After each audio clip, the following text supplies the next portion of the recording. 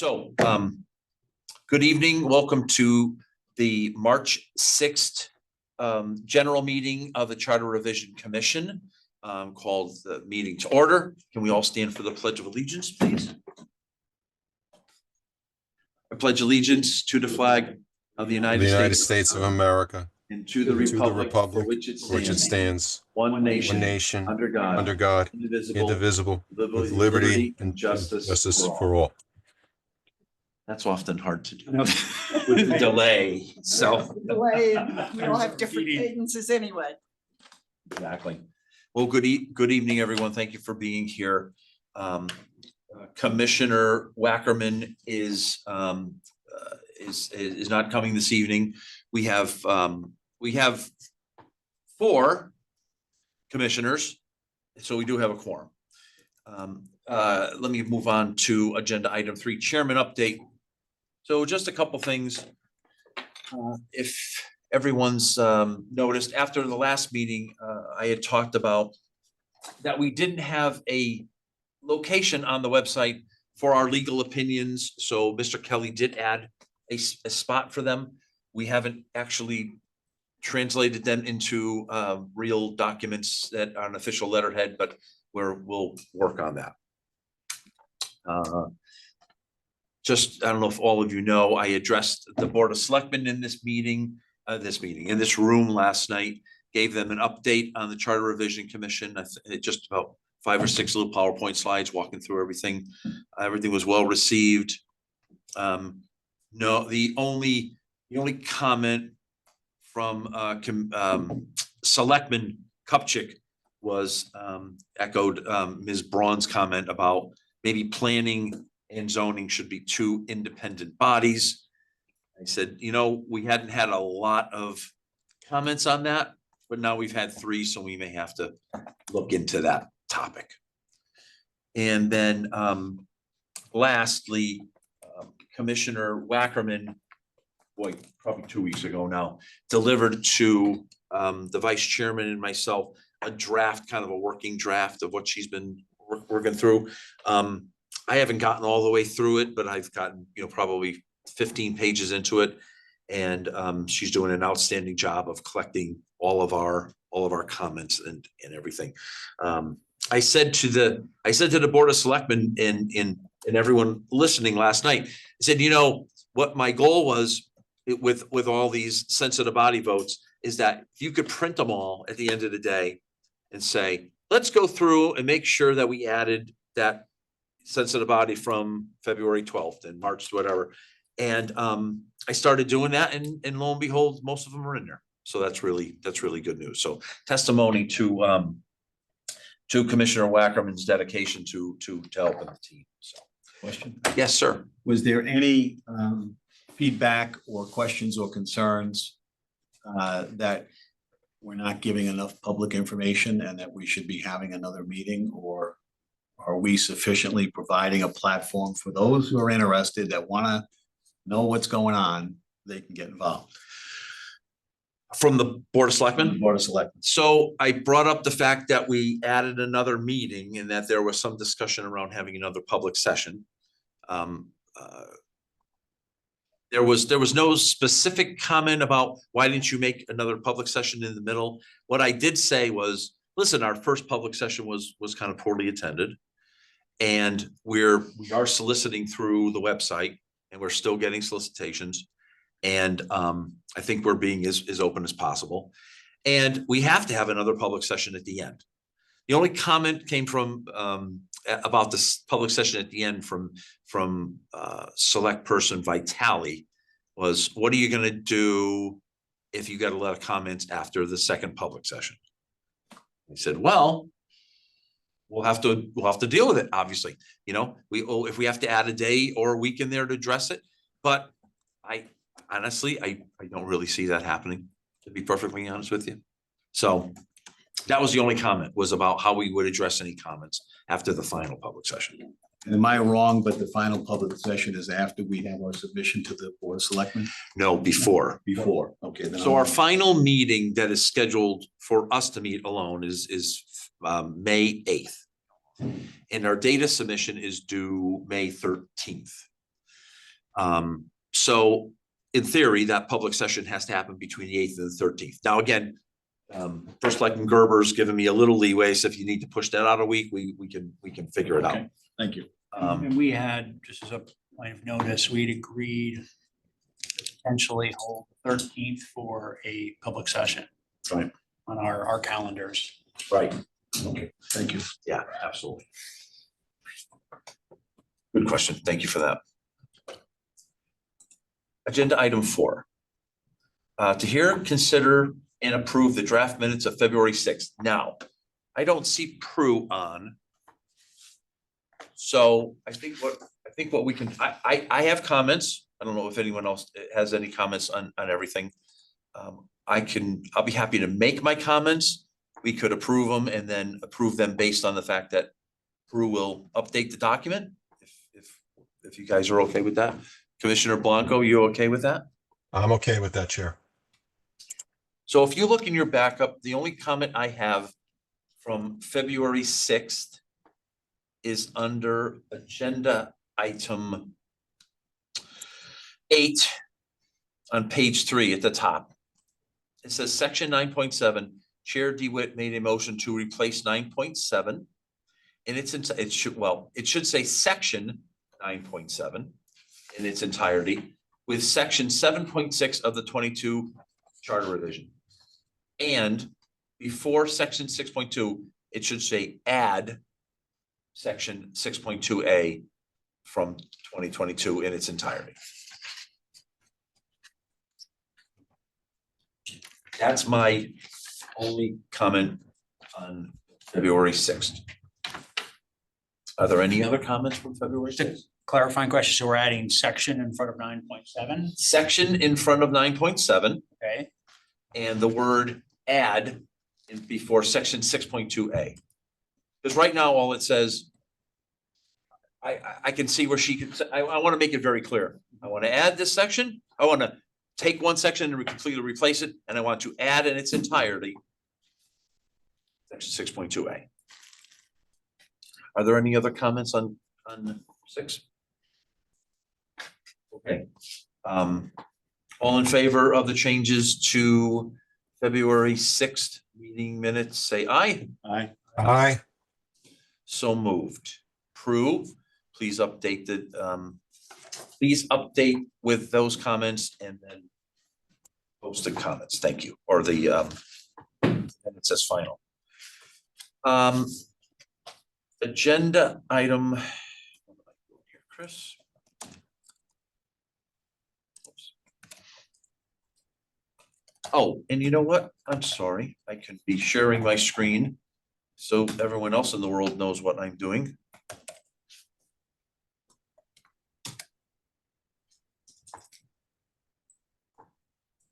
Okay.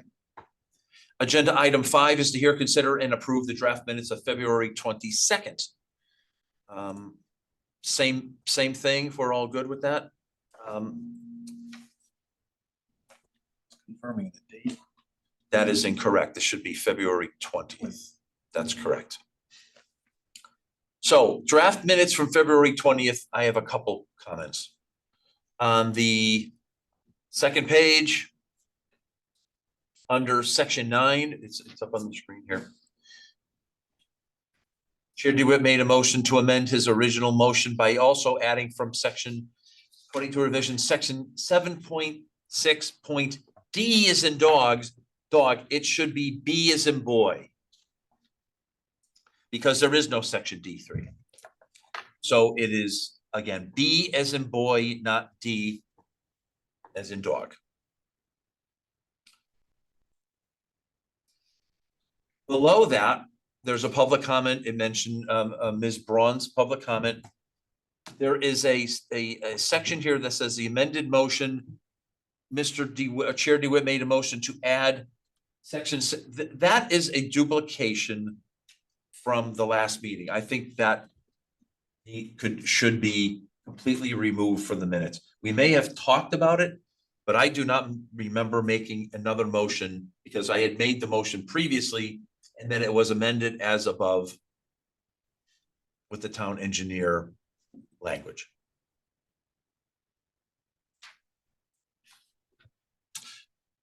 Below that, all positions with the exception of the elected positions should refer back to 7.6D should be B as in boy.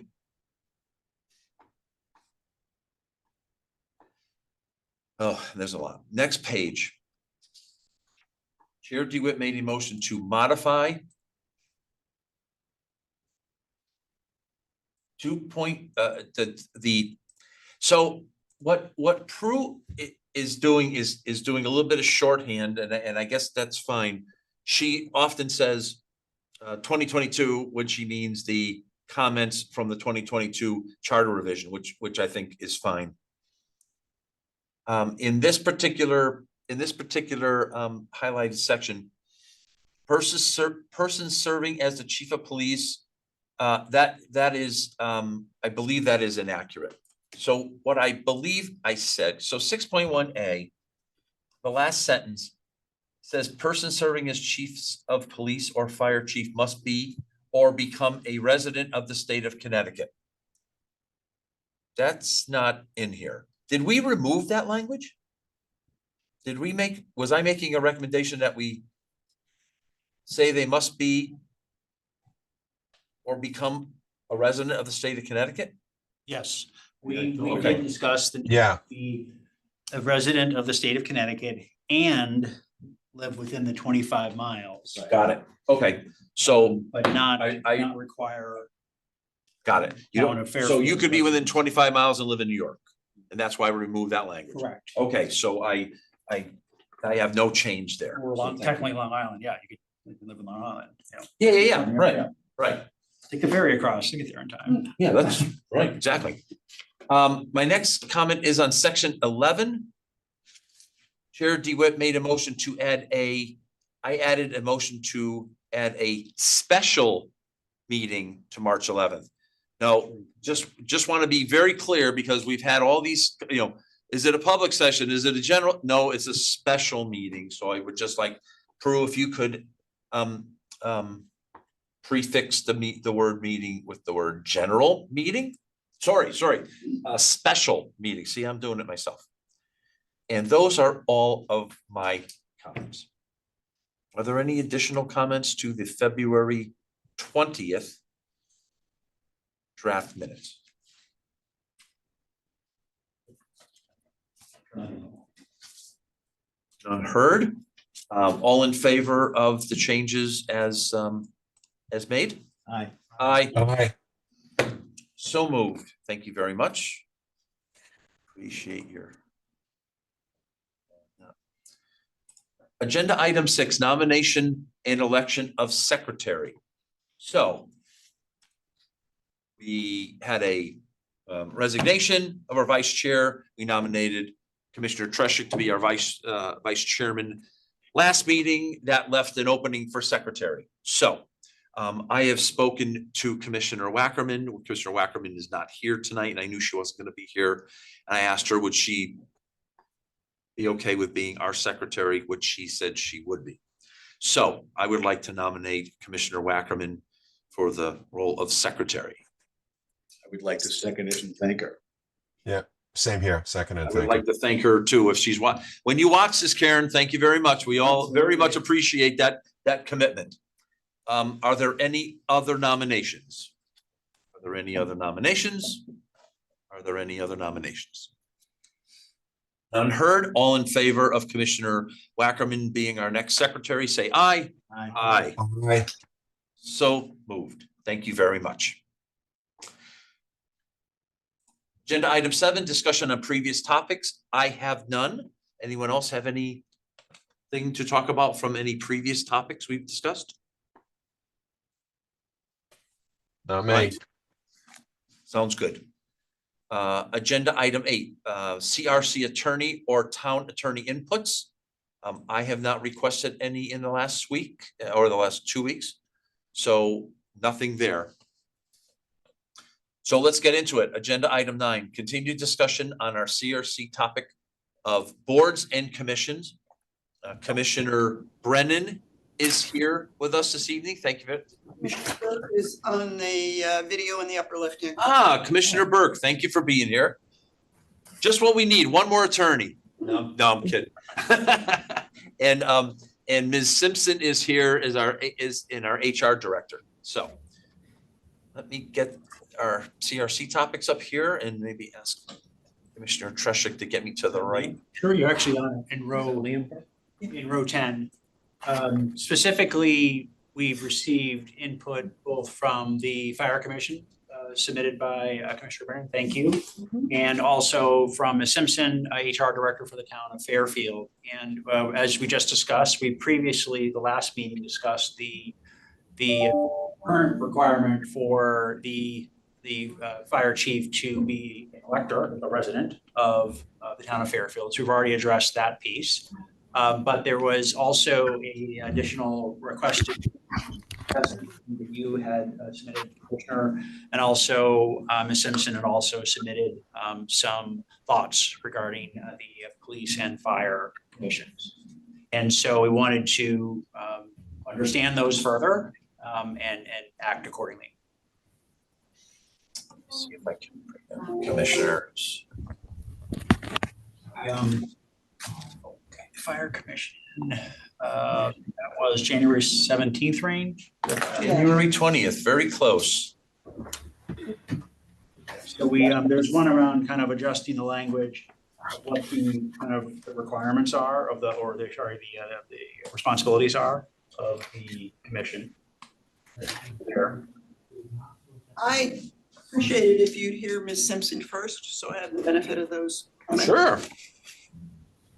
Ms. Simpson, good evening. Good evening. Can you hear me? Yes, ma'am. Oh, good. All right. First of all, I want to thank you for the time, and I want to also indicate that my input tonight is solely for the best interest of the town, and in no way to diminish the work that volunteers do on both the police and fire commission. It's important. And I in no way, in any way, I want to make sure that's apparent. And also, I did provide some information backup from a review with our town attorney, Phil Pierce, which I will get into. I will make a brief overview of my, to reiterate my comments. And again, it's just a suggestion. I think I've expressed before, I've worked in various other roles as an attorney, presenting before police and fire commissions, boards of commissions, and other municipalities. I've also worked in HR and labor relations and other municipalities and for the state of Connecticut. And so these are just strictly comments that I would like to make, just again, not to in any way disparage or diminish the important work that our commissions do, not just for the police and fire, but throughout the town, having also served on commissions, including charter revision for the city of Bridgeport. So with that, I just want to put that as a start, prefix to what I'm saying tonight. But just to follow up on what I had submitted, one of the things I wanted to point out, and I will refer you, and I don't know if you have it in front of you, but Our list. Yeah. the backup of that I sent about with Phil Pierce. January 21st. I'm sorry. So we're just finding the, No, I just want to make sure, I want to get your language up here so that. Oh, I'm sorry. Yeah. Okay. But also, I think I wanted to look at the, I was going to look at the review, the legal opinion submitted by Phil Pierce. It's down further. You attached it. I did. There you go. Actually, yeah. Okay. No. Okay. So if you look at page 2 of the opinion, the review, that legal review submitted by Phil Pierce, I just wanted to highlight so everyone can read. Paragraph 1, the full paragraph on that section, which really talks about the how the executive branch of the town of Fairfield consists of all employees, and that not of the fire department. This also would apply to the police department as well, in terms of the breadth of the scope of, not just, I'd like a better word, that the powers and duties vested by to the first selectman. And that under that, the first selectman directs the administration of all departments and officers. And 91.13, the Director of Human Resources shall have such duties as determined by the first selectman as to manage and supervise policies and programs relating to all town personnel practices, policies, and functions, and all risk management functions associated with such issues. And I think it's also important to point out the third full paragraph of that opinion, which basically, this would also go to the police commission. I don't want to single out the fire commission in terms of a role of, and again, this is not a control thing, but to make sure that there's oversight and ensure that best practice is instituted for managing and supervising policies and programs relating to all town personnel practices, policies, and functions, and all risk management functions associated with such issues, which would include interviewing and appointing and new hires of departments, not just police and fire, but all departments.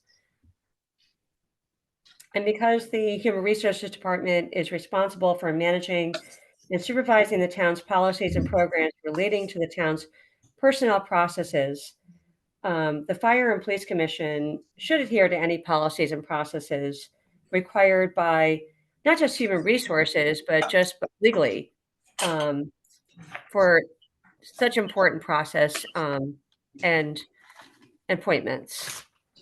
And the last thing is from the last paragraph, which is the fourth. No, I think I messed that up. Yeah, no, it's the fourth one on page 2.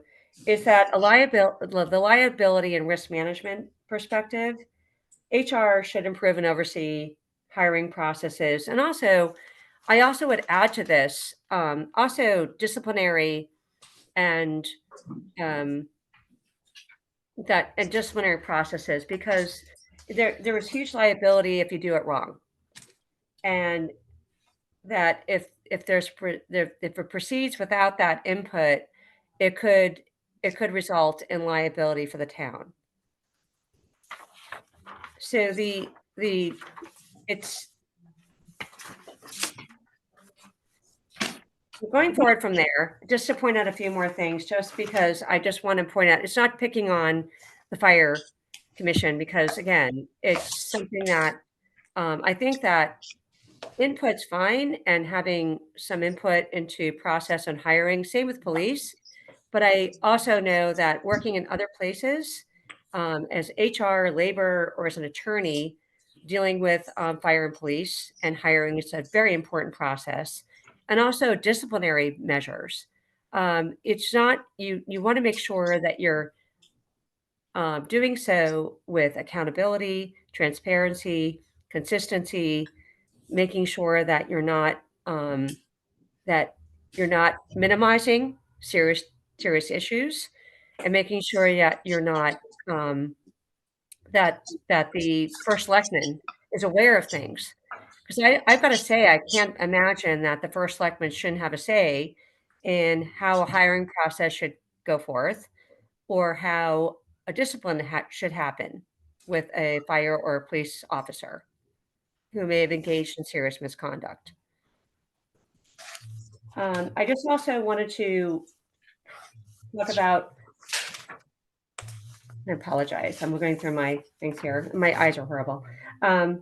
That there's benefits of these oversight boards, totally, that they need to have that in many ways, and it's not a bad thing. And not with the fire board commission, the fire commissioners, but with the police, there is a statutory component to this.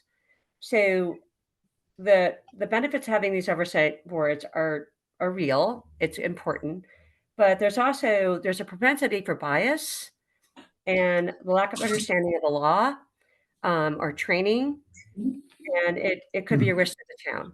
And I'm not saying any of the people on these boards right now are in any way, involved in cronyism or not, I'm not suggesting that. I'm just saying that the reality is there's no controls on who goes on these boards, what their experience is, what requirements are, their background checks, all of these things. And they're not employees. They are volunteers. And understanding that that's a big role for a volunteer. The other thing is that the volunteer nature going into that of these positions, it often means that the board members, like said, may not have experience in law enforcement or in firefighting. And also the understanding of how the protocol, policies, procedures, the legal aspects of policing or firefighting, and training to handle these very important matters.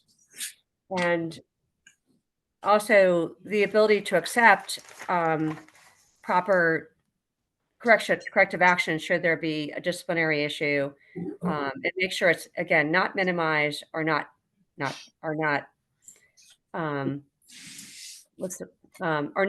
transparent to the public.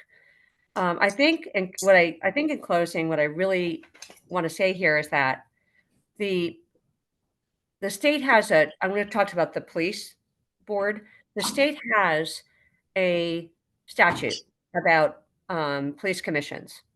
So to me, to have it in the charter, to have have a set that may right now mirror the state statute is dangerous, because if the state statute changes, why would you want to have something in the charter that may not reflect what's best for police accountability or up to speed with what the state has?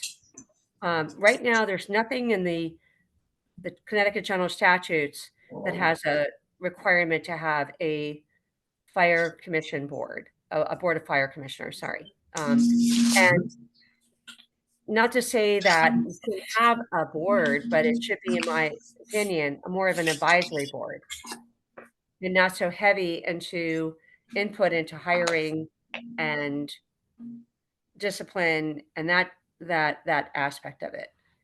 And that's my that's basically what I was trying to convey in my input that I provided to the charter.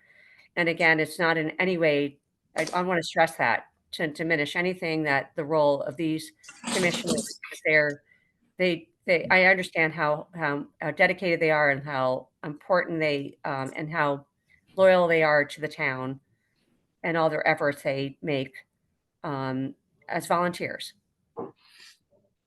Agree. Thank you very much. I'm just looking to bring up the charter. I apologize that they didn't bring this up before, so that we can look at what the charter actually says.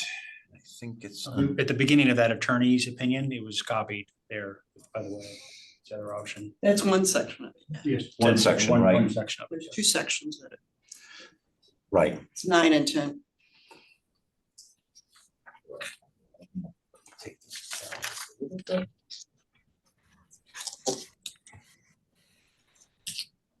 So thank you, Ms. Simpson. Understand. Let's talk about the fire commission to start with, if we may.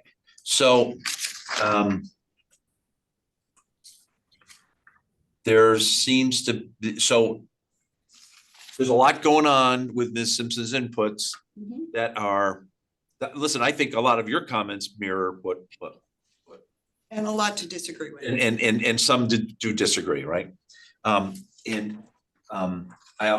point to your very first comment, which I think very much agrees with Ms. Simpson, Yes, it does. where you say this in the charter right now, it says you should have management and supervision, and you're saying, no, we should not have supervision.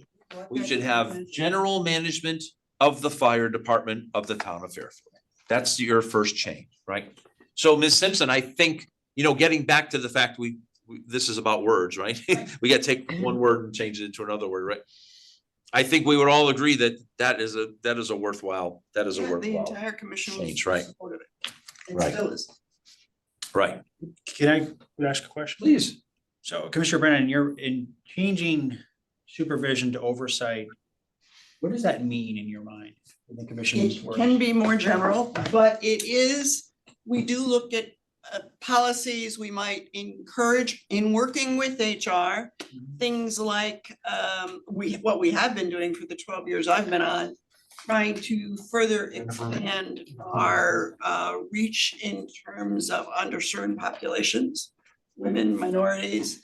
And that's the commission asking questions, suggesting strategies. So a strategy that we used when I was on the police commission that I had suggested because of other experience is that we reach out to the pastors in communities as make sure they have. So it's those kinds of things, always done subject to HR and legal.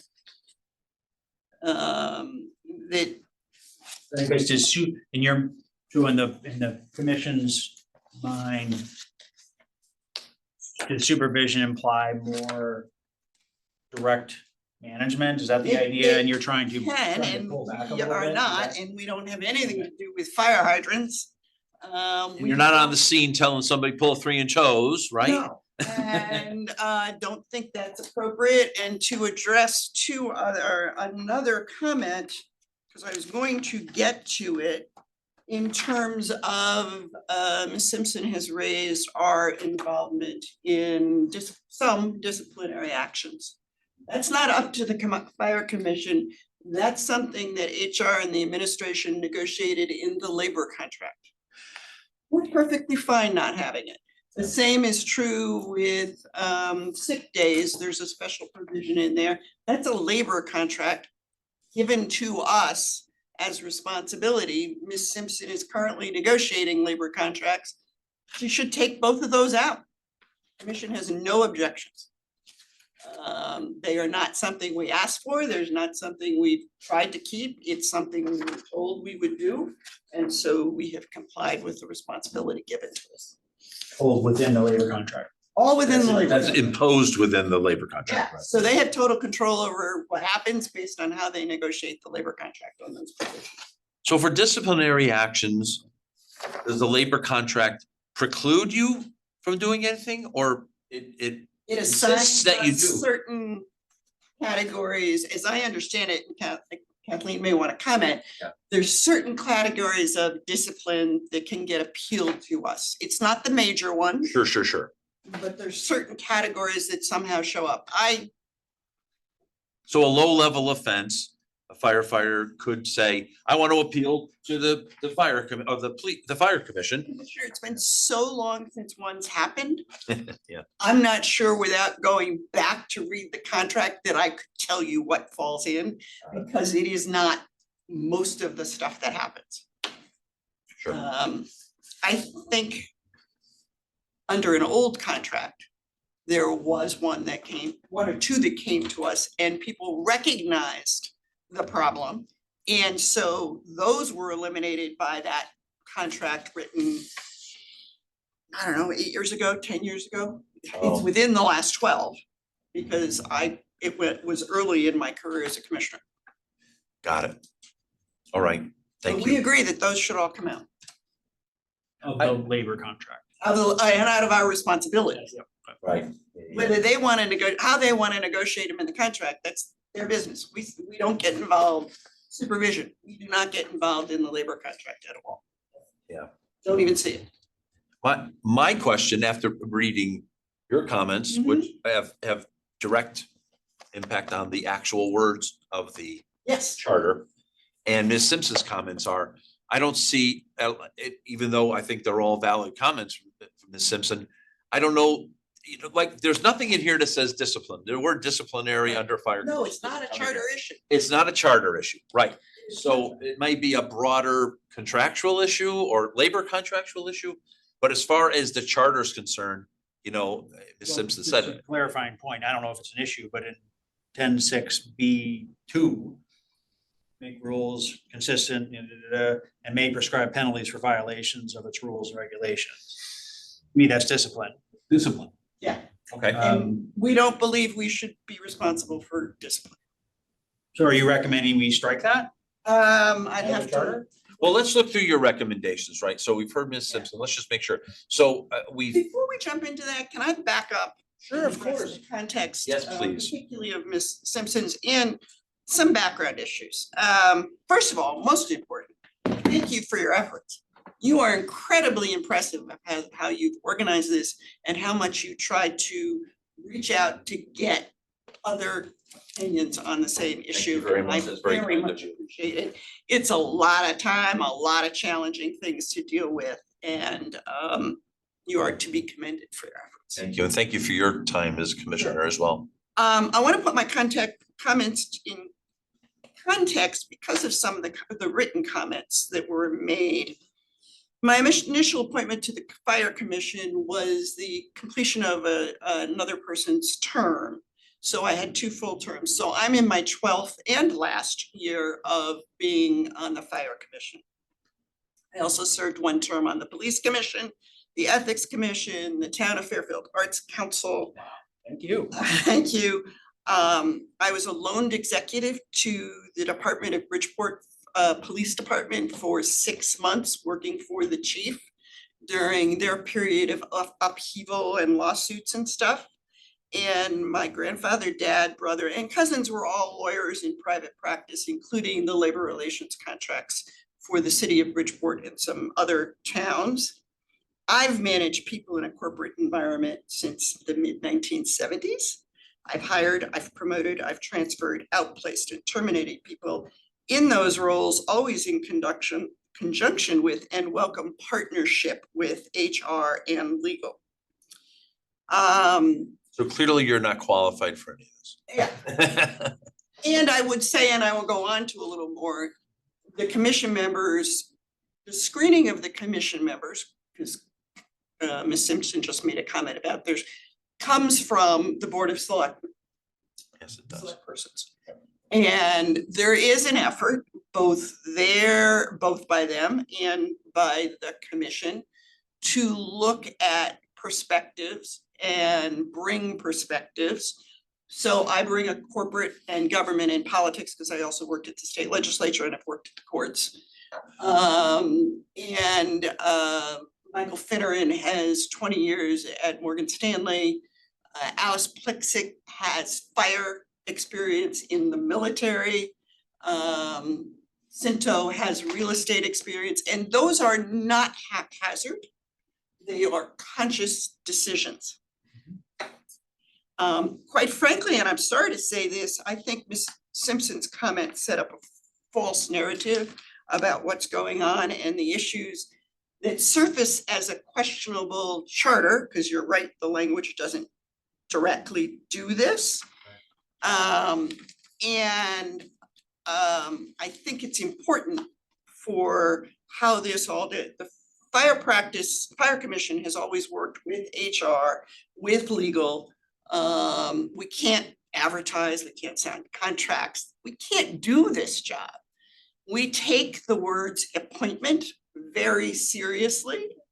And as a result, there was a period in the fire department history, commission history, where and I guess police, but I will go back to police because I served 5 years. The police commission interviews candidates too. We've changed the process something we would argue to be significantly stronger and much stronger to eliminate bias and cronyism. So you interview every firefighter before they're hired? We interview every candidate for firefighters. It's usually a 3-day round of 25 to 30 interviews. Wow. And this is where I was going, so thank you for the question. When I first went on, it was more of a rubber stance. We were brought a list, and quite frankly, I didn't feel like I'm doing my job. And what it wasn't comfortable, and so we worked with the chief. By then we had hired the current leadership. And what evolved out of it is a interview panel that includes 4 firefighters, and it's a deputy chief, an assistant chief, a lieutenant, and a rank and file firefighter, and 2 commissioners. The firefighters and that's the panel sitting at your table. The firefighters conduct the interview. Commissioners are completely silent. We have a set of questions and a scoring sheet, both provided by the organization that HR has contracted with to run the test. What happens is we go through the interview, person leaves, we all individually score that candidate. And then we talk about the total scores. And what we get concerned about is if there is a wide gap between me and say you, Commissioner DeWitt, that we want to understand who heard what. Typically what we found, and I've now done this for, I don't know, 8 or 10 years, 8 years maybe, is that I was writing a note and didn't register everything that was said. Or maybe the firefighters were able to interpret the answer a little bit differently and put it in context. So we are not trying to get unanimous. We are trying to understand whether it was a misunderstanding on the panel's part of the total context. We then add all those scores up. And when we go to ranking candidates, they're put in rank order based on score number. One of the most amazing things to me, and we've done this for well more than 100 candidates, but I don't know how many. The years blur in terms of numbers that we've interviewed, because some years it's 2 rounds of 3 days. There's always a very clear break. We call it above the line and below the line. If there's a whole group where like any of these people join the department, if we make it down the list, we want them. Anybody here down, doesn't matter how desperate we are, they don't fit in the department, we'd rather go through another 3 days of interviews and get a new candidate list. And there's great advantages in terms of the commission is spending 3 days with, and there's break time, and because we don't cram this together, we allowed a lot of conversation time between each meeting. And so we get to see and know 4 of the department at various ranks who are treated as equal in this meeting. It's not that the deputy has more of a say than the firefighter. And that's part of the protocol we help provide by our presence. I'm a facilitator, and so eliminating rank is one of the things I do. And they get to know us, and they get to start to think about their roles as firefighters in the context of the broader town and how they impact that broader town. We have extraordinary talent, by the way. Our firefighters are, and they are Yeah, totally excellent. committed to the town. And so that results in a list that goes to the commission to approve what's called the eligibility list. Can't hire anybody at this stage. And in that process, then when we have an opening, the next on the list gets called up. But at that point, HR, that's when we do formal background checks. We have certain pieces of background, like their EMT certificate, their various kinds of things like that. But we go to fire department or police department, they do the background check, HR starts all of their stuff, Sure. and that's the hiring process.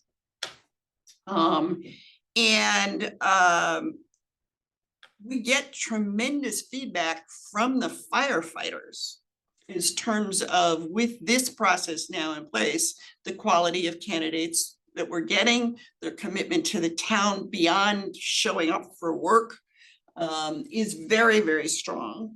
And the commission's quite frankly proud of it. We've always used HR and legal until the current administration's difficulties. And they've always been welcome to sit in the interviews. We have no problem and would welcome an HR person assigned to the interview process as a participant, not as an observer, to help us through that.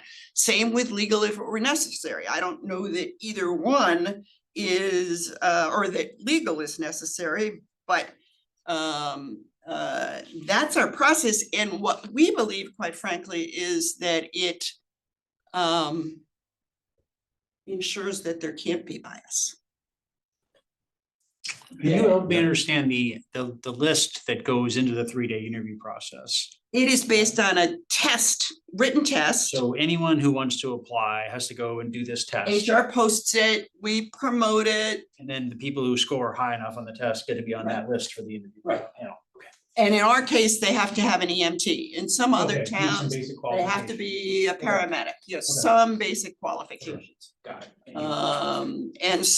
And that contract is let through HR, we can't Mhm. contract Okay. directly.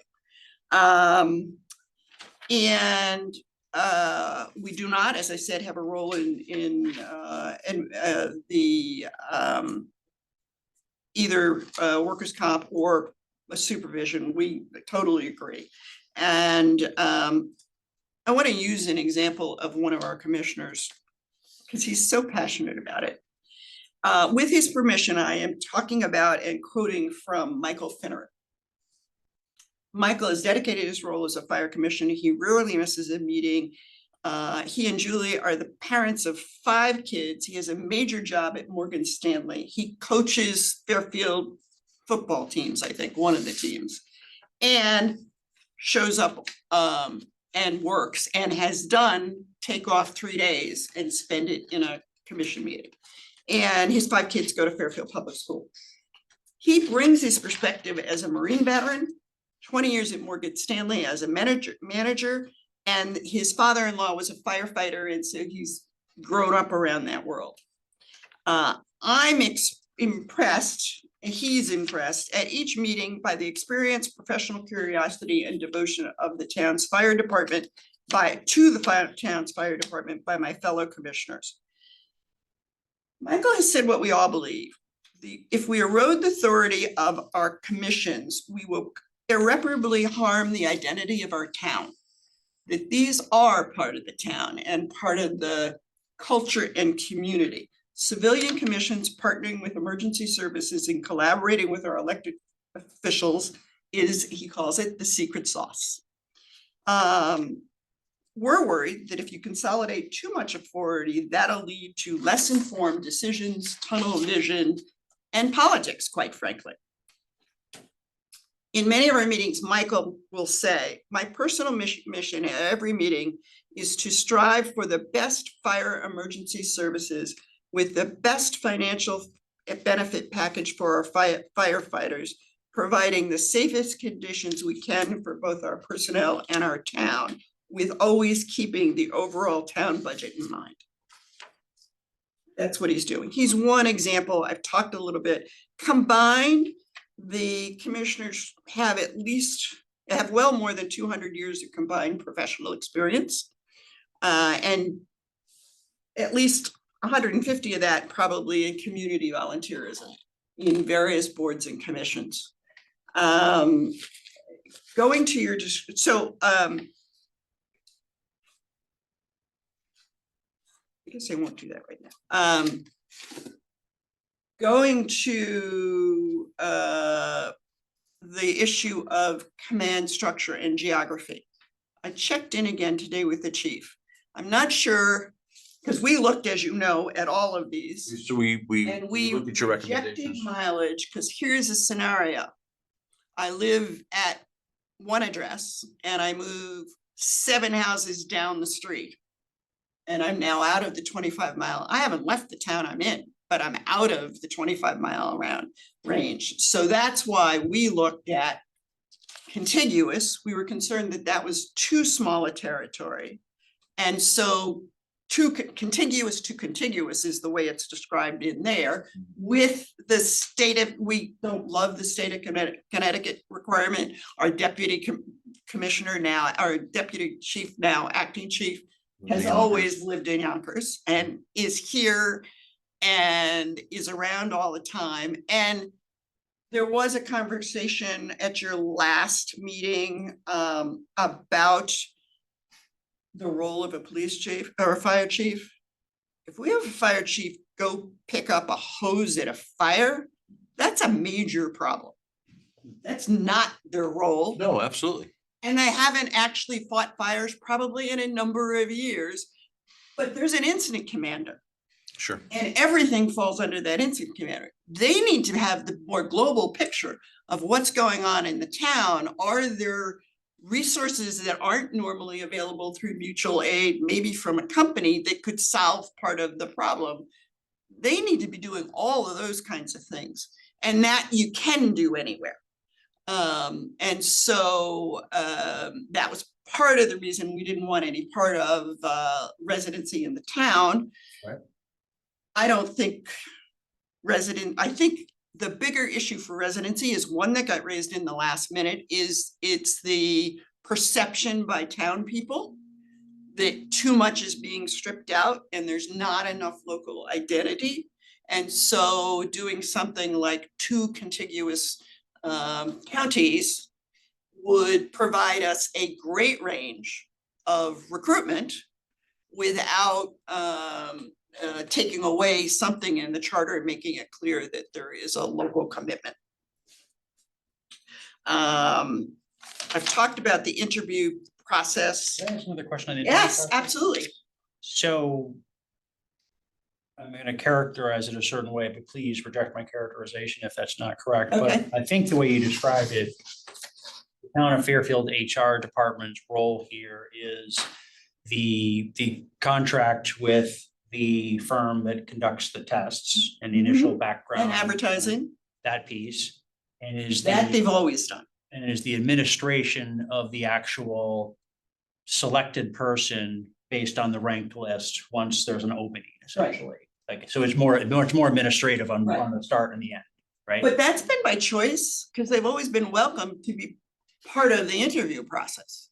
We don't have any problem with that.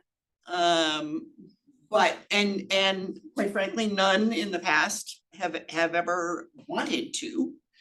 But given their role, it's perfectly appropriate. And this issue that we don't know enough to keep us out of legal trouble, yes and no. If they're participating, which they wouldn't with us last year, that wouldn't be an issue. And we're happy to do that and prefer to have legal counsel for some of the things that are going on. So it's more about where resources get spent and how former HR directors chose to do it versus what, and I'm not clear what this commission does. We would argue very strongly that some of the things that are set out in the narrative, our interview process is specifically designed to make sure don't happen. Like cronyism, like a lack of sense. And some of the things that firefighters might say, let's say we have, and at some point Commissioner Burke may want to weigh in. At some point, we may have 2 people that score fairly close. But what may come up is the firefighters may say, this person has experience with HVAC, different, pick a, mechanics. And that will make a decision of if they're close, then we're gonna go with the one that brings a skill set that we know we wanna strengthen over time. Sure. And so all of that is provided in our process. Ms. Simpson makes some comments about audit. I don't know that audit has ever asked to interview. They wouldn't have to ask, they just have to schedule it. I don't know that they audit commissions anyway, but I certainly. I'm not aware of any audits No, of, right. of commissions, usually internal, Right, yeah. it's usually financially driven, so. Right. But, you know, I'm very familiar and have worked with auditors. I actually worked for KPMG as a combination consultant and auditor. I have no problem with that. I'm sure the commission wouldn't. In terms of ethics, I am also unaware that we ever ask our commissioners to sign an annual ethics statement or provide a conflict of interest form. I think we ought to be doing that. Not a bad That idea. being said, I think you would be covered by the ethics in the charter, the ethics requirements in the charter. I would Yeah, presume- but I would there's a presume- code of conduct I would now. presume. Yes. Yes, there's a code of conduct now. I believe in those things.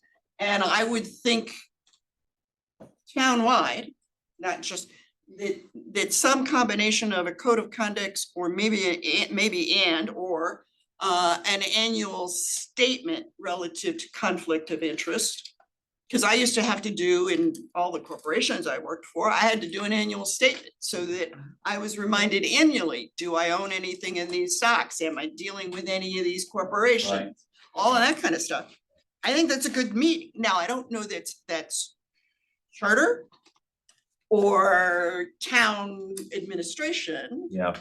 Yeah, and up to that's you it. guys to figure that Yeah, out. and that's kind of what I want to get back to now, right? So there seem to be a lot of things that we're discussing that are indeed not part of the charter, right? I think so. Ethics is one, Mhm. and any of the topics that, as far as I can tell, any of the topics, with the possible exception of the penalties for violations in here, are kind of outside the charter. Mhm. Right.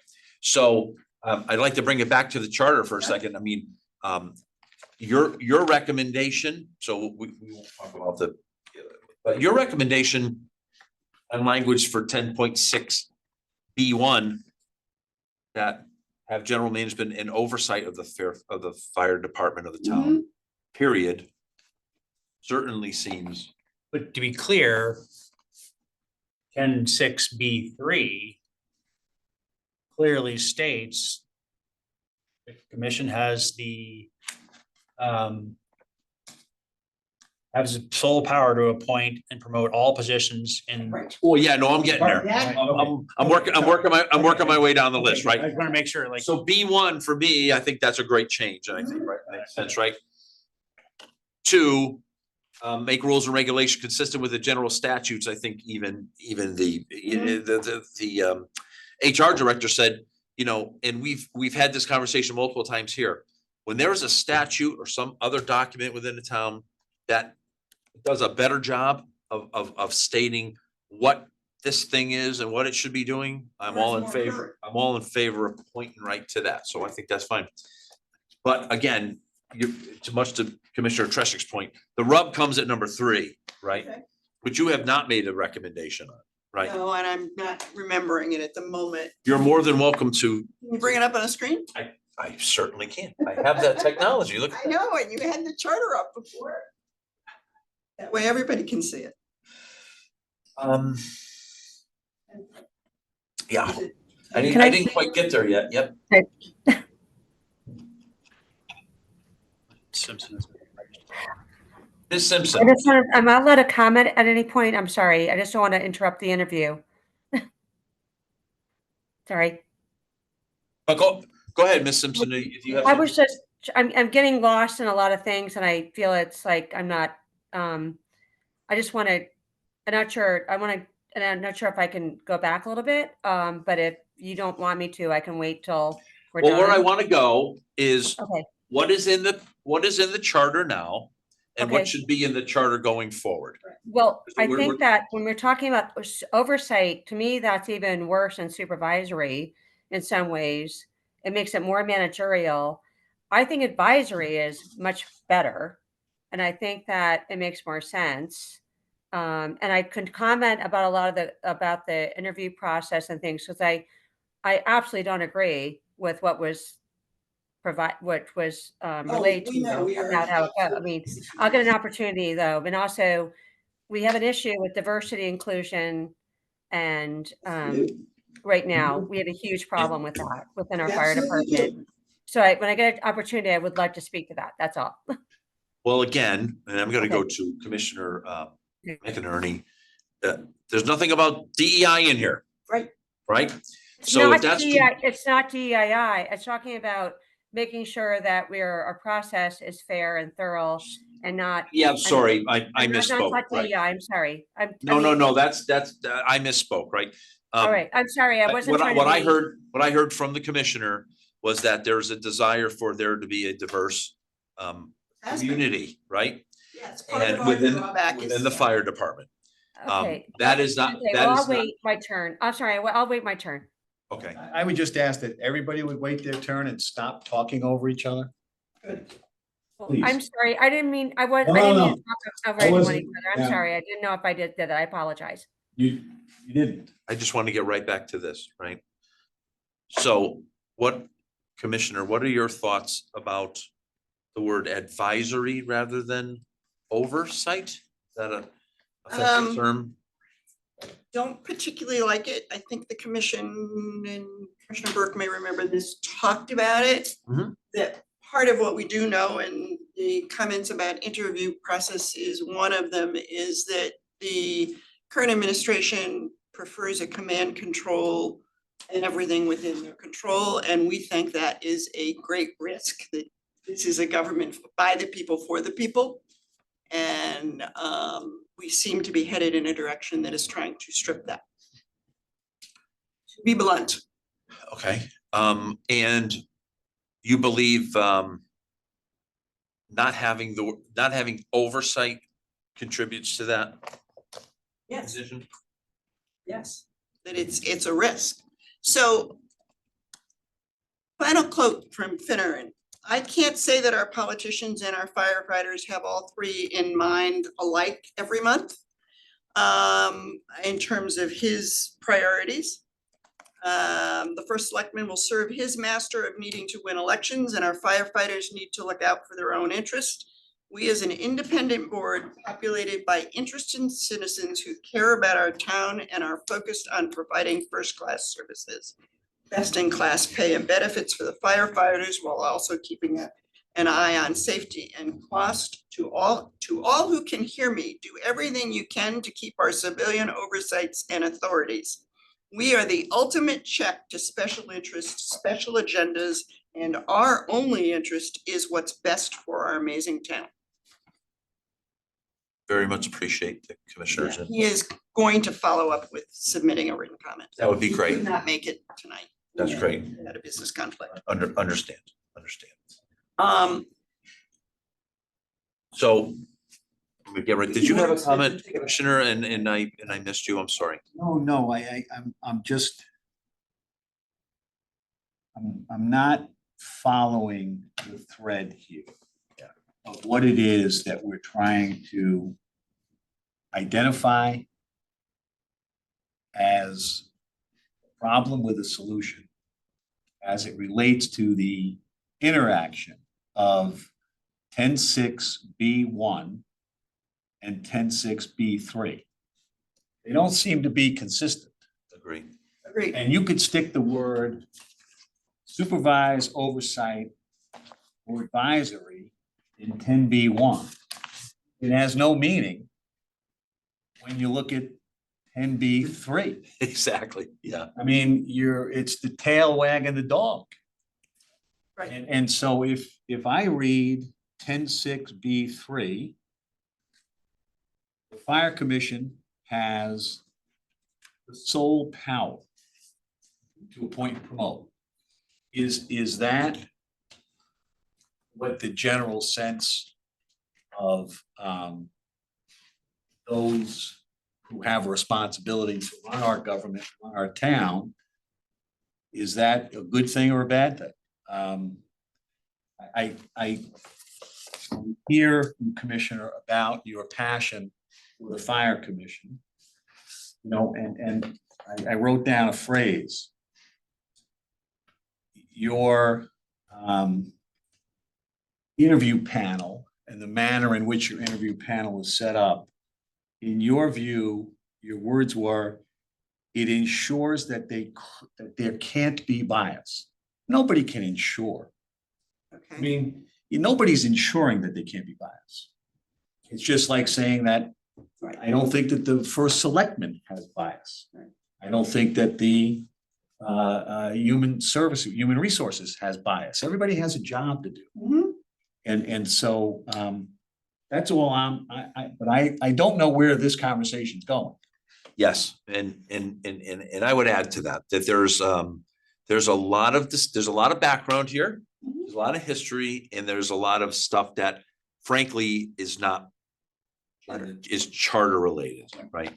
And I think my job is to kind of get us back to what do we want to see in the charter, right?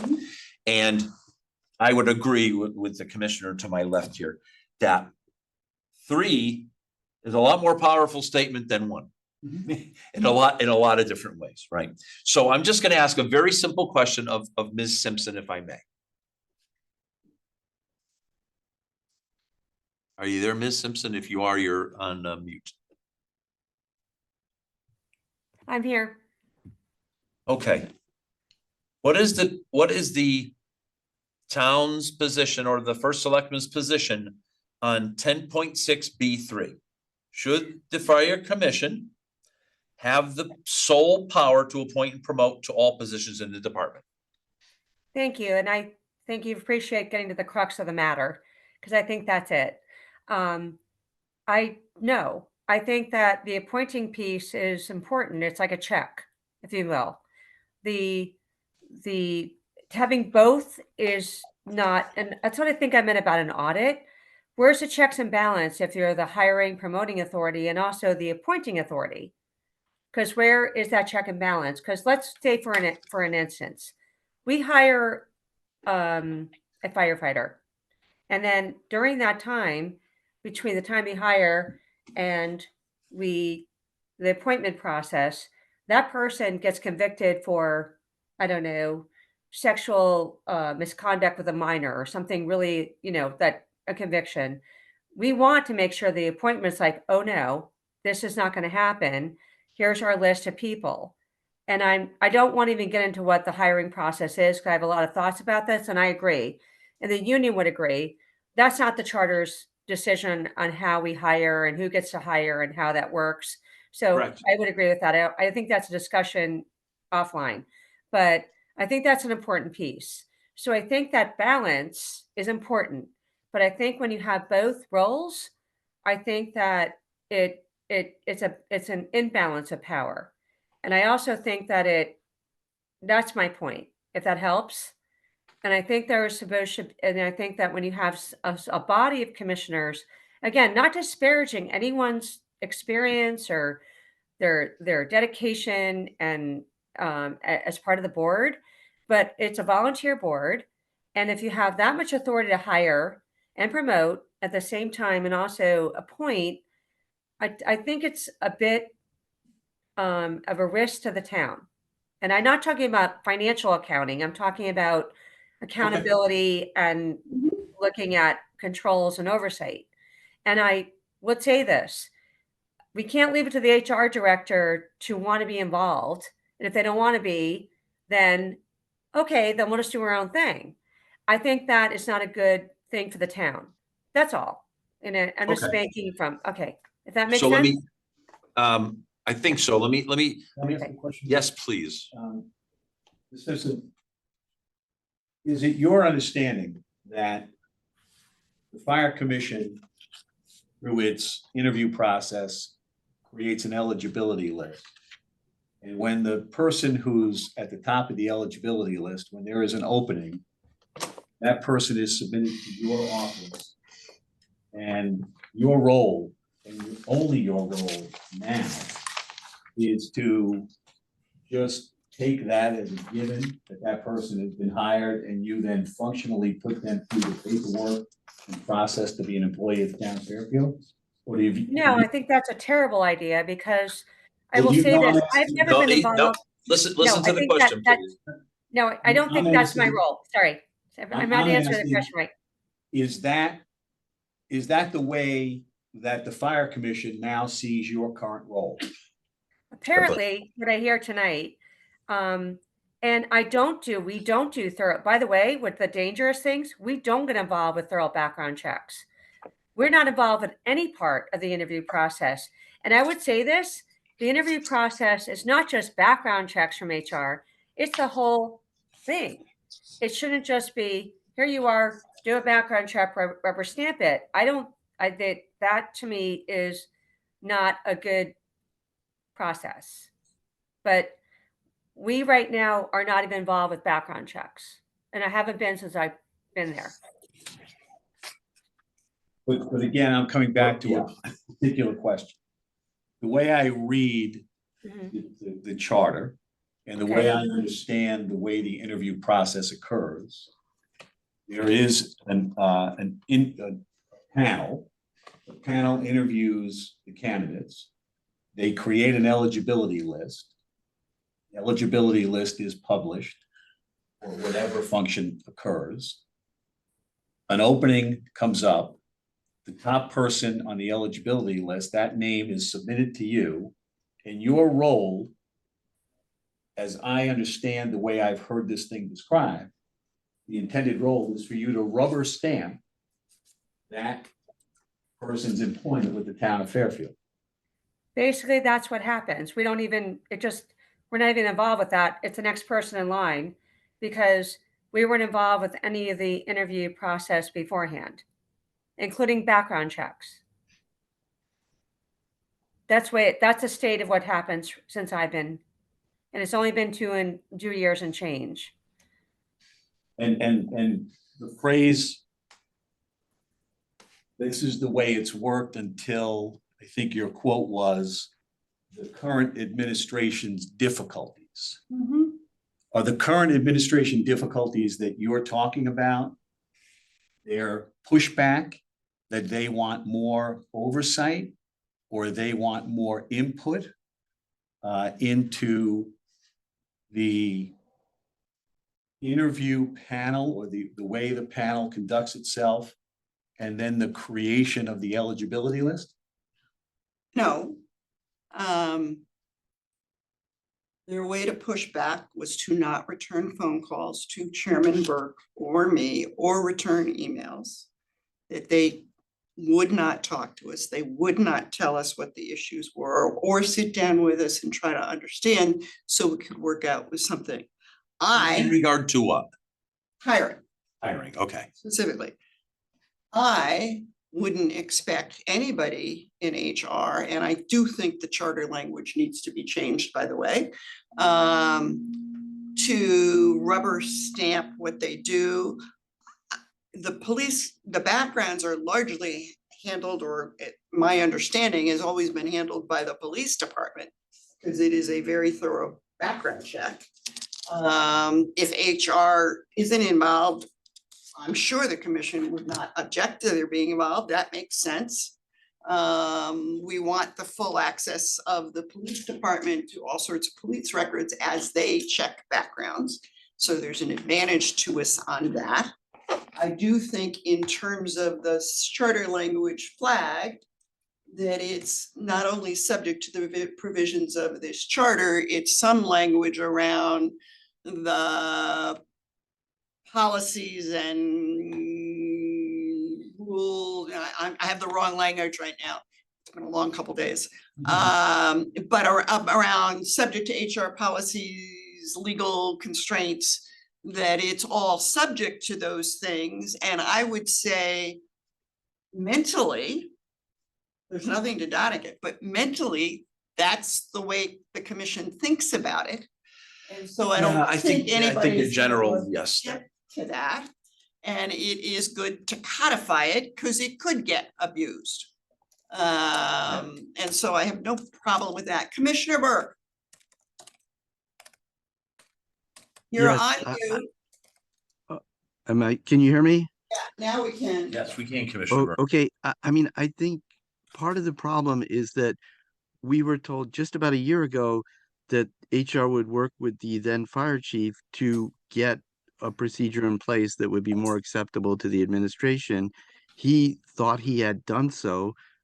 We had 30 interviews scheduled. We knew we had a retirement coming up. We wanted to make an appointment so that someone could go to the academy and be a qualified firefighter. And then those interviews were just canceled on 24 hours notice. I mean, people had airline tickets, they'd flown here. I've gotten messages from people who took time out of their lives to attend these interviews that have been scheduled, and nothing happened. I mean, it was just really not the way to run a railroad. Since then, we've had 2 more retirements. We were told that a new procedure would happen and we'd be able to make the class that was supposed to start late January, early February this year, and then that didn't happen. And now we're being told that we're going to run our own academy. And I mean, again, we've lost 3 people to retirements. we've lost one person to an indefinite suspension. We've lost several people to injury or sickness or a replacement of various body parts and the time that they need to recover from that. And we haven't been able to hire anyone in the past, year basically, and we're not.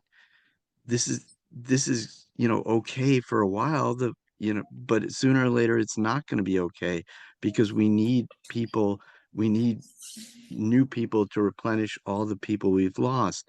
And with all due respect to the HR department, they haven't come up with anything. And we had a procedure and process in place that had not resulted in any litigation. And quite frankly, wouldn't result in any litigation because the problem isn't that people are applying and not getting the jobs and then suing the town. The problem is that, more outreach was needed. And that was an issue, and more outreach was done last time than had ever been done before. And So and then it was Commissioner, Yeah. I'm gonna interrupt you. sure. There is clearly an issue with a hiring, with a lack of a hiring process internal to the town of Fairfield. Hmm. I made a note, there's gonna be a lot of sub notes that I'm gonna put in as a chairman that have absolutely nothing to do with the charter. This will be one of them. But I gotta drag us back to this document here, right? So what I heard from Ms. Simpson was, to my question, the administration's kind of okay with the word appoint, but they don't like the word promote. Am I wrong? Sorry, you are correct. I think appointing process, there's a list. I guess I'm used to civil service in New Haven and Bridgeport, and I'm sorry about that. We don't have it. But we have a list, and I think that the idea that you either have one or the other. Appointing, I'm fine. That's fine. There should be an appointing process. I think the hiring process, because again, and I'm not going to get into all the stuff, and I will not comment on what Commissioner Burke, he has his right of his opinion. I don't agree with what he indicated, but I think that's an offline conversation. But I think that we want to make sure that if there's going to be a process here, I think the check and balance should be appointing. The hiring and appointing should be separate, and promoting. Okay, got it. I mean, Thank sorry. you. Okay. Thank you. Can I ask a clarifying question? What is appointing? So I was just gonna thank you. I was just gonna go there. So to me, the word appoint would tend to lend itself to you still being involved in the hiring process, your idea of the, Panels. the panel and everything like that. That's what appoint means to me. I don't know if that's what appoint means to everyone else here. Promote to me means I've been a firefighter for 10 years and I want to get promoted to first lieutenant. And now I don't go in front of the commission. I have to go in front of, I guess from what I got from the language before, Bill Gerber or the administration or the Board of Selectmen. Is that so who would promotions are promote? based No. Promotions are based on testing Okay, to everything other than the 3 management positions of chief and 2 deputy chiefs. got it. So appointment there means just we approve the next candidate to move forward. We have no choice in it. That's part of the union contract. Got it. So Can I let me just ask add this that I question. agree with Dorothea that's the promotion of is she's accurate. That doesn't go through the Board of Selectmen. Okay, but if we're talking about the chief, if you want to become deputy chief and you become chief, that's a Board of Selectmen decision, yes? Ultimately, it goes to the first selectman. Or selectmen? And for a chief, we provide 3 candidates.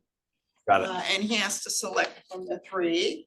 Typically, what happens is we're all talking about it quietly and we reach consensus before Right. we send him a formal list. So it would, at least from what I'm hearing, is that appoint is really what you're doing there. I'm gonna hand 3 names to the first selectman. He's gonna make he or she's gonna make that decision.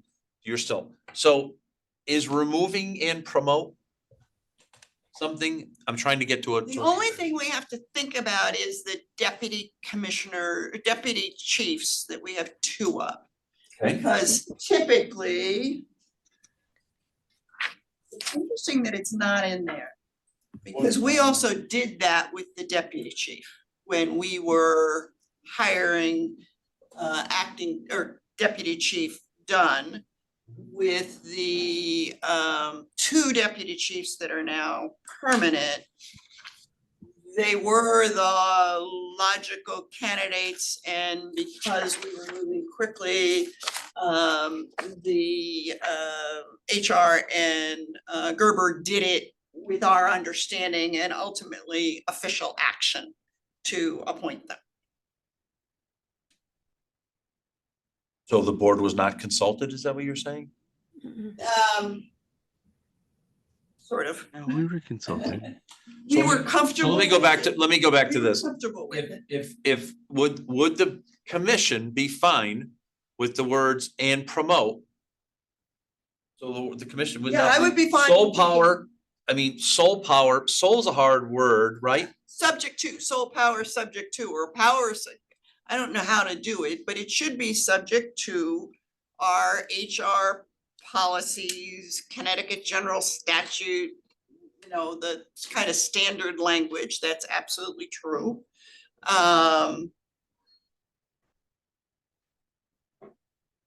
And it should Subject to a background check. because they're management personnel and can slip into the chiefs as this last one did. Right. I mean, there's a whole- the promote can come out because it's a standard list by union contract. Okay, so. Can I, does that- I'm sorry, can I help? Because I agree with Commissioner Liam on Burke on the fact that the background check, but I think that's on HR, it would probably be covered with HR policies. It has because- way too much detail, right? Way too much. Right, and I also think that to the point, one of the things that happen, which we need to stop, is that the police check's one thing, and I want to impress upon, because I really do appreciate the commissioner's input tonight. It's really helpful. What happened is, I really feel that HR needs to be able to get a full, wherever someone's worked before, we need to be able to get a release of all records, including personnel records, labor relations, discipline records. And that's what the police don't do. So that's part of it. I know the commissioners would agree with me. So I think that if we, and I would happy to work with the commissioners on strengthening that, because there's and again, they're very right on that. So anyway, my 2 cents. So I would take out promotions, but I would put in deputy chiefs. Because those are our 3 management leadership positions. And So you're saying subject to the provision in this charter regarding the appointment of the fire and deputy chiefs? yes, No, and not no, sole no. power would come out, yes. Well, just Yep. that first part of B3 Mhm. is referring back to 922, the section on fire chiefs, which doesn't address deputies whatsoever. Right. Just that one thing we have to note there. Right, and it's the other provision that talks about the list of 3, I believe. Right. The list of 3 from which the board of selectmen, sorry, the first. Yeah, there's no mention of a deputy chief in here. Right. Because the only thing that's in here are roles that are either elected, are given by And the deputy Board of chiefs Selectmen. are Deputy, right, straight hire kinds Right. of decisions. So yes, it doesn't make sense to put that in. It does make sense to make the power to appoint subject to HR and legal constraints. so subject to the provisions in this charter regarding appointment of the fire chief, have power to appoint along with In accordance in accordance with HR. HR best practices? I think you Can need. I say something? I would say in accordance with town policy, don't Yes. focus on HR because Right. I'm just saying that an HR director can come in and make a crazy policy. I would say in Yeah. accordance with town policy, Great. regulations and. I agree with and- that. And state statute maybe, or laws and, I'm just, Right. Liam, I'm sorry, Commissioner Burke, help me here, fellow lawyer. But I'm thinking that we want to make sure that it's I not. agree that an yeah. HR commissioner has come in and made crazy policies. Right, yeah, so- yeah, Okay. here I am. Okay, You can tell Right. it's a lot of background. yeah, we're. Yes, we're gonna so get- that's we're gonna get- good, and. We're gonna get back to the charter here anytime now. And go back and. Yeah, make it broader than more narrow about any department, I feel, that's all. Got it. Yeah, that language Are- sounds good to me. Is everyone okay with 10.6B4 that the commission determine the qualifications for each rank and grade in the fire department? We don't do that. So how about that? The chief and HR, I believe, but it usually is done because there's industry standards. And it's part of what gets published as a job description or recruitment poster. Look at job this, we keep going back to Yes. 6.2B. Right. I love I that. want to go back to 2B too, because I have a comment from listening the other day. Okay, it's gone. Within the limit, so are we okay with 10.6B5 within the limits of the appropriations made for that purpose? Yeah. Determine the What's number of, rest of it? oh, sorry. Move down, please. Determine the number of persons employed by the department and of the several ranks and grades and their compensation. This to me, I have no idea why you guys would want to ever be involved in how many or how much do you make? And we aren't, the best we can do is argue in budget for an increased positions. That's all we get to do. You've Can seen I- me on the can other I side of that add board many that- times, so I know exactly what you're talking about. Can I add that the contract's gonna cover all that anyway? I mean, Yeah. it's just gonna trump anything in the charter, in my opinion. A collective Agreed. bargaining agreement's gonna trump that, so. It seems to me that we are between two groups of people with very strong opinions and very You strong noticed. desires for what's best for the town. And frankly, we're making a smorgasbord out of the provisions in the charter right now without real insight or some unified approach from these two sources of information.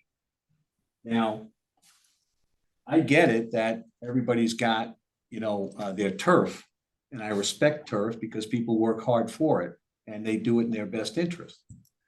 But to sit here and expect us to start micromanaging the wording of this document, I mean, what am I supposed to think as a commissioner when someone presents, as the chairman did, okay, number 4, determine the qualifications for each rank and grade in the fire department. Well, we don't do that. I mean, what am I supposed to say to that? It's in the charter. Right. I mean, I'm sitting here bewildered by the back and forth. Can I just say something, Chair? I've Yeah. been listening for a while. Yes, please, Mr. Blanco, or Commissioner Blanco. Yeah, I think that's right. I think Commissioner McNary is right. I think you're bridging two constructs here. You have the inner workings of the commission, right? That has to be kind of squared away. And I don't think we're qualified, to Jerry's point, to make determinations or even assertions relative to the merits of the argument, right? There's a couple of assumptions here. People that are volunteers that on these boards, have a lot of things to do, and they volunteer their time and they work really, really hard, right?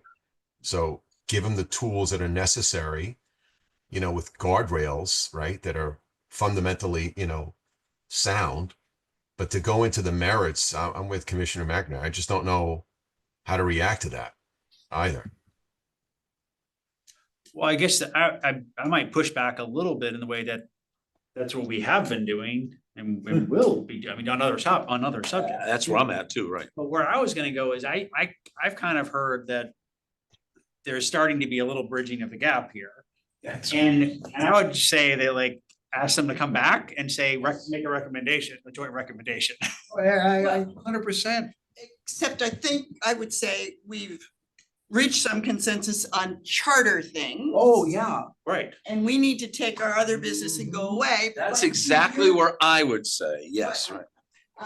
To your point, this charter has not been amended since, Two thousand and and I six. certainly, even though I was on the commission, was not reached out to in the last charter process the way you folks have done. That's part of my compliment.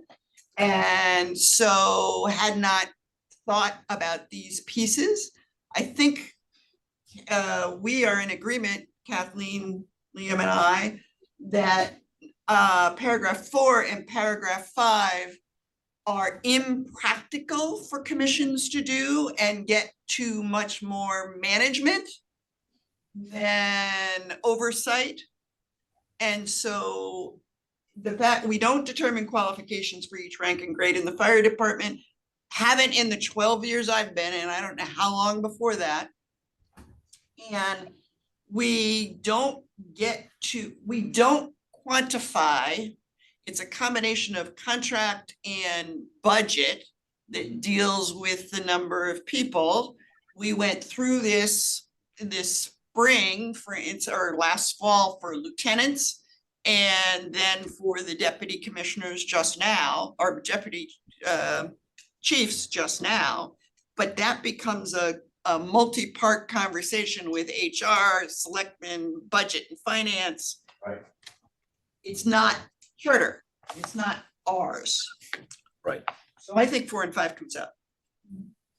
And I think the language get tinkered with as we spoke on 3. On 3. Okay, so I'll just speak to the commissioners for a second. No one else listen.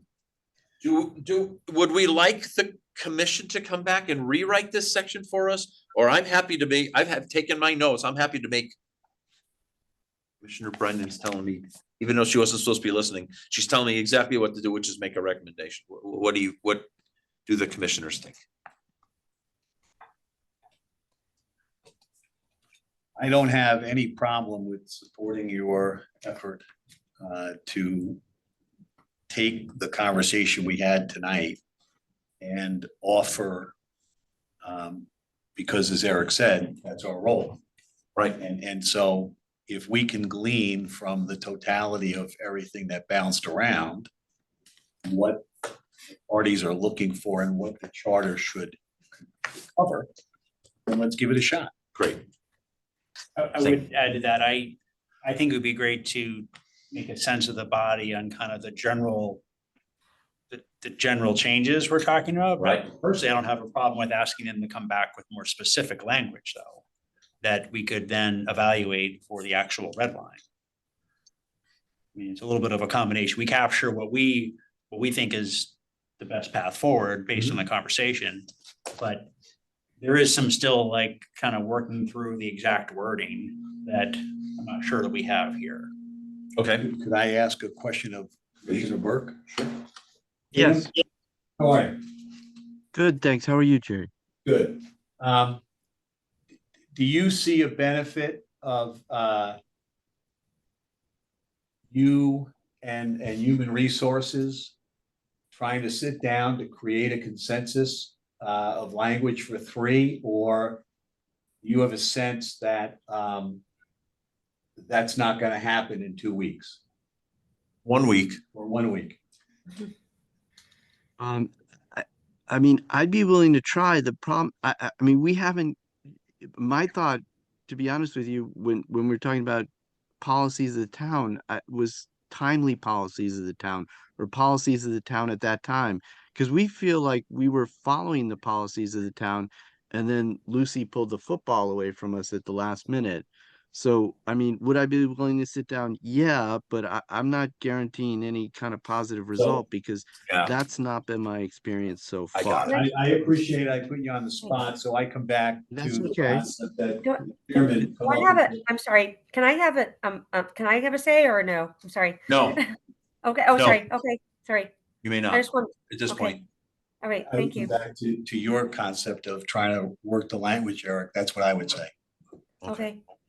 Let me just Thank you for your candor, all commissioners of all different commissions. Let me just make sure one thing before I go forward. 10.6B2. Make rules and regulations consistent with the general statutes and this charter for the governance of the fire department and its personnel. Should we remove and may prescribe penalties for violations, its rules and regulations? It feels like the wording from the administration was, we want to handle that, and I didn't get the feeling that the commission wanted to handle that. No, we think it's appropriate to them. Okay, We'll choose them. okay. Prue is gonna have a field day with this, but you know, Prue, we love you, so but just let me, so I'm gonna make a sensitive body change, unless there's no more discussion, sorry, with the commissioners. Under section 10.6B1 will be changed to say, have general management and oversight of the fire department of the town. Period. Number 2, shall be changed to say, make rules and regulations consistent with the general statutes and this charter for the governance of the fire department and its personnel, period.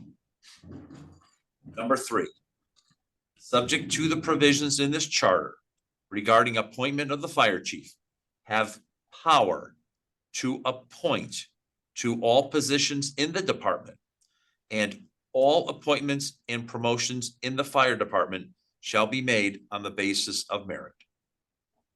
Semicolon. Delete in its entirety number 4 and delete it in its entirety number 5. Do I have a second? Do you want a semicolon at the end of 3, or do you want a period? I guess there's a period now that there's not 4 and 5, so I amend my motion to put a period on the end of number 3. That was unfair of me. Thank you, though. Quite fun. Do I have a second? I second. Thank you, Commissioner. Is there any further discussion? I'm gonna take a picture of this and send it to Prue. Clarifying question, I was Yes, trying to make please. some notes, just to make sure, so in 3, I know I say promotions twice, there's a promotion I left in there. well, you essentially took out the word sole and the Yes. promotion references. And to promote, right? Did you add in No, something around sorry. subject to You're- HR, You're, oh, sorry, town no, policies? you're absolutely right.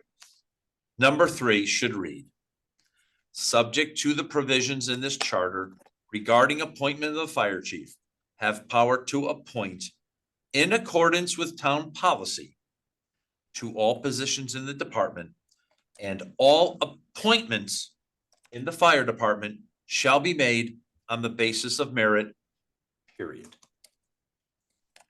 Thank you. It's right in front of me and I didn't read it. Do I have a second?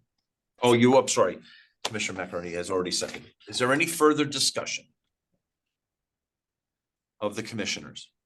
Liam? Is there any further discussion Um, of the town? Question, just, we didn't need to add anything around deputy chiefs, we decided nothing there, No. right? Okay. Okay. Okay, I would just, Commissioner Burke? yeah, thank you. Thank you, Mr. Chair. I would just add existing policies of the town. I would add the word existing before policies of the town. So instead of, you're saying in accordance with existing town policies? Yes, please. That kind of That also frees it. requires us to update if there's a change in the town policy. Which is good. We don't want to change the charter. No, I guess I don't understand the difference between existing town policies and town policies. I mean, isn't it kind of implied that town policies exist? It's not the question of whether they exist or not. It's whether they're changed as you're moving through the hiring process. So in other words, you start out your hiring process, you move along, you do all the things you need to do, you get all the cogs moving in the same direction, and then a bomb drops on you. That's what I'm trying to avoid. it's along the lines, I think, Liam, of policies in effect at the time. It's not about Right. existence of policies, it's about Policy, that's fine. in effect at time. I'm also thinking that some language might, some modifier might then make it clear that the burden on the fire commission is to update the provisions based on changes in the policy. We have to change to accommodate new policy kind of thing. But I'm not sure the And language. that needs is to covered be under in your, charter. and that is covered under your commission. I don't think Yeah, that's. I don't know that it needs to be in charter or that. I guess I'm fine adding existing. I'm not quite sure that, Move to vote on your submission. okay, Without for your comments. Without existing. Okay. Ms. Simpson, Oh, I don't know if I'm allowed to speak. I'm sorry. I don't mean to be interrupting. there's a I just motion on wanted- the table. If you're gonna discuss Oh, the okay. the reason Okay, I I- called on you is again, to discuss the motion on the table. Oh, okay, thank you. I just wanted to indicate that, I want to make sure that if I think that town policies and I think of it and laws, I think existing, I agree with that. It speaks for itself. You don't need to add that before. And I also think if we want to make, what's exists at the time of the hiring and then if a law changes, I mean, I think that making it simple makes sense. That's just my 2 cents. Just town policies, and I would add law, just because a law could change during a hiring policy. It could, I don't know, that may impact it. But that's all. Thanks. Isn't it implied we have to comply with state and federal law at all times? Rules and regulations consistent with general statutes. Right. Number 2. Okay. My motion is on the table. My motion has been seconded. Is there any further comments from the commission? All in favor? Aye. Aye. So moved. Thank you, Commissioner. Chairman, Yes, ma'am. can I make 2 unrelated to fire commission Please. comments on charter? I told you my legal background and I just wanted to endorse the idea of changing the requirement for the town's legal representation to a legal firm licensed and insured to do business in the state of What Connecticut. section are you?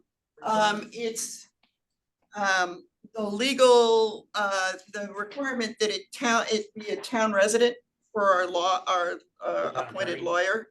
The town attorney. Residential requirement. And the already discussion at removed your the last residential meeting requirement, was to yes. do it. Yep. I would say both licensed and insured. And that we should use the word firm rather than or counsel. More than one person is important. That was one of the points that Ms. Simpson was making.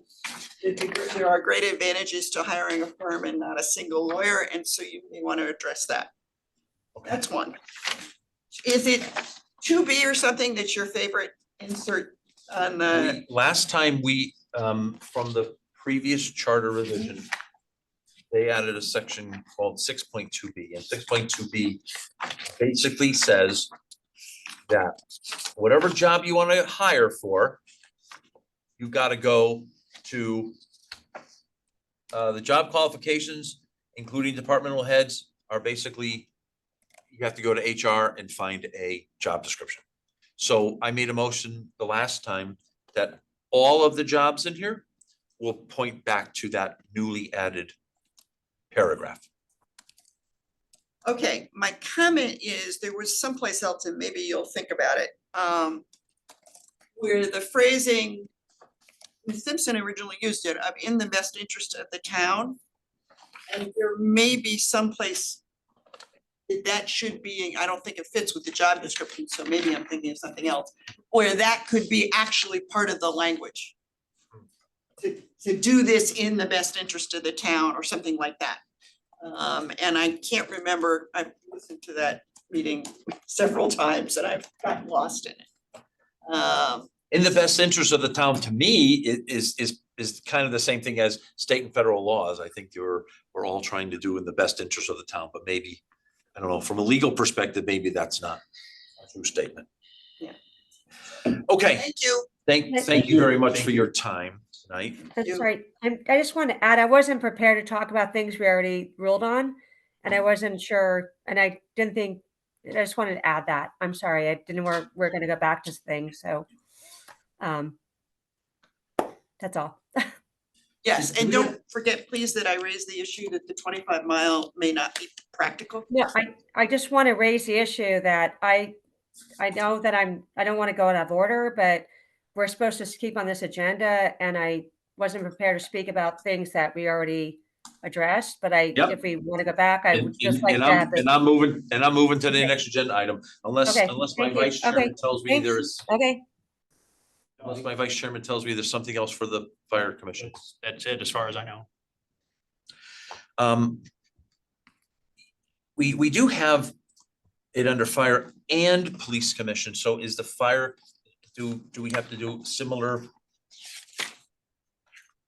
work under the fire of the police commission? The Can I- the only testimony we've received regarding police was in Ms. Simpson's commentary that was And submitted. that was the legal opinion, basically, yeah. Right, or also the email, there was a part on the fire and a part on the police commissions. But the other relevant testimony, Ms. Brennan, that was the other relevant testimony we have. Okay, then we can move to our next agenda item.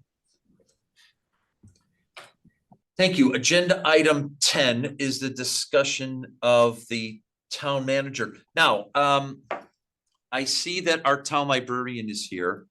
And by virtue of the fact that Mr. Gerber is not here, even though I know Ms. Simpson, this is something of interest to you. Well, I don't know what to do here. I'm kind of leaning toward changing the order so we can get the Human Services Disability Library recommendations in. But I also want to be respectful of Ms. Simpson's time. But I had all intention of the first selectman being here to talk about the CAO and COO. And of course, he's not here. He's not in attendance. can I speak to that? Yeah. It's got a board Yes, sure, please. finance meeting tonight. I think that's what happened. So I Oh, don't know. no, how I know where he is. Oh. No, I know Oh, where he no, I is. just think that I was just suggesting, I'm sorry, I don't mean to be, I keep on thinking, I don't mean to offend anyone. I'm just saying that maybe it should be tabled because I don't know how soon he's gonna jump in. And I don't know. He's if not that coming makes to this sense. meeting at all. So my thought is that Yeah. I would like to move agenda item 11 up because our Yep. town librarian is here and we could talk Okay. about agenda item 10, 11, and we can start talking about 10. And because I think we're gonna have to go into the next meeting to talk with the first selectman anyway. Agreed, So- agreed. So I make Okay. a motion that we move agenda item 11 up. Are we all in favor? Second, Second, I. Great. Aye. So agenda item 11, discussion on human services, disability and library recommendations. Thank you. To our town librarian, Mr. Jarzambek, yes? Yes, jars on back. Jarzambek. Thank you Jar- for being here Jars on and the back. Jarzambek. Got And it. great program last night. Thank you. Yeah, it was really, the book was fantastic. The author was incredible. So Who thank was it? The book of the year, the book One of, book, one town left. oh, what is the book? which one was it, Eric? Oh, well, I read it. Why am I totally dropping on the name? That's the. Scott, you tell us, will you? She's an alien or she's not. the book is, the title of the book is Beautyland. And Thank it's, you. I'm like, why am I forgetting the title? I can it, tell you off it my could mind. be a science fiction book. It may not be a science fiction book. That's the beauty of it, is that it really makes you Excellent. question at the end what the genre is and what really happened in the story. Excellent. That's great. That's wonderful. I'm glad you guys had a good time. Yeah, I Um, just wanted to say my girls love the library and to this day they still go there. Thank you. Thank you. So I'm going to make this really quick. I know that the commission, and I really appreciate it, has looked at the section about under powers and duties and is amenable to shortening the time in which trustees serve on the board. I think that's incredibly important. It is hard to recruit and retain trustees for the period of time that they're currently expected to serve. That's literally could be their kid's entire high school career. And we all know in that time frame, your life changes drastically. So I appreciate that, and I hope that that moves forward. The piece I wanted to just talk about quickly tonight is the section about management of funds. This is Funds, sorry, what was that? did you say funds? Management of funds, yes. Got it, okay. So this is something I need to work out with my board, and we do have a board meeting Monday night, and we will be discussing this language. Our biggest concern is that the board spends money outside of capital improvements, and that it actually every year sets aside a budget, so that if we're giving 100% of whatever is made that quarter off of our dividends, that means we'll actually be spending down a good chunk of our money. It's not, it won't happen quickly, but I think the board really wants to kind of look at it and maybe discuss some language that allows for a certain amount of money to be set aside for capital improvements, but simultaneously giving them a little bit of money for their operations. And, we just had an audit done by the town's internal auditor. They were very happy with the things that we had started doing with that fund. So it's not like the trustees are just kind of, spending this money out of pot, willy-nilly. It's not the most technical term, but it's late. So that's just the idea of coming up with some language that kind of speaks to the way the trustees have been operating for the last few years.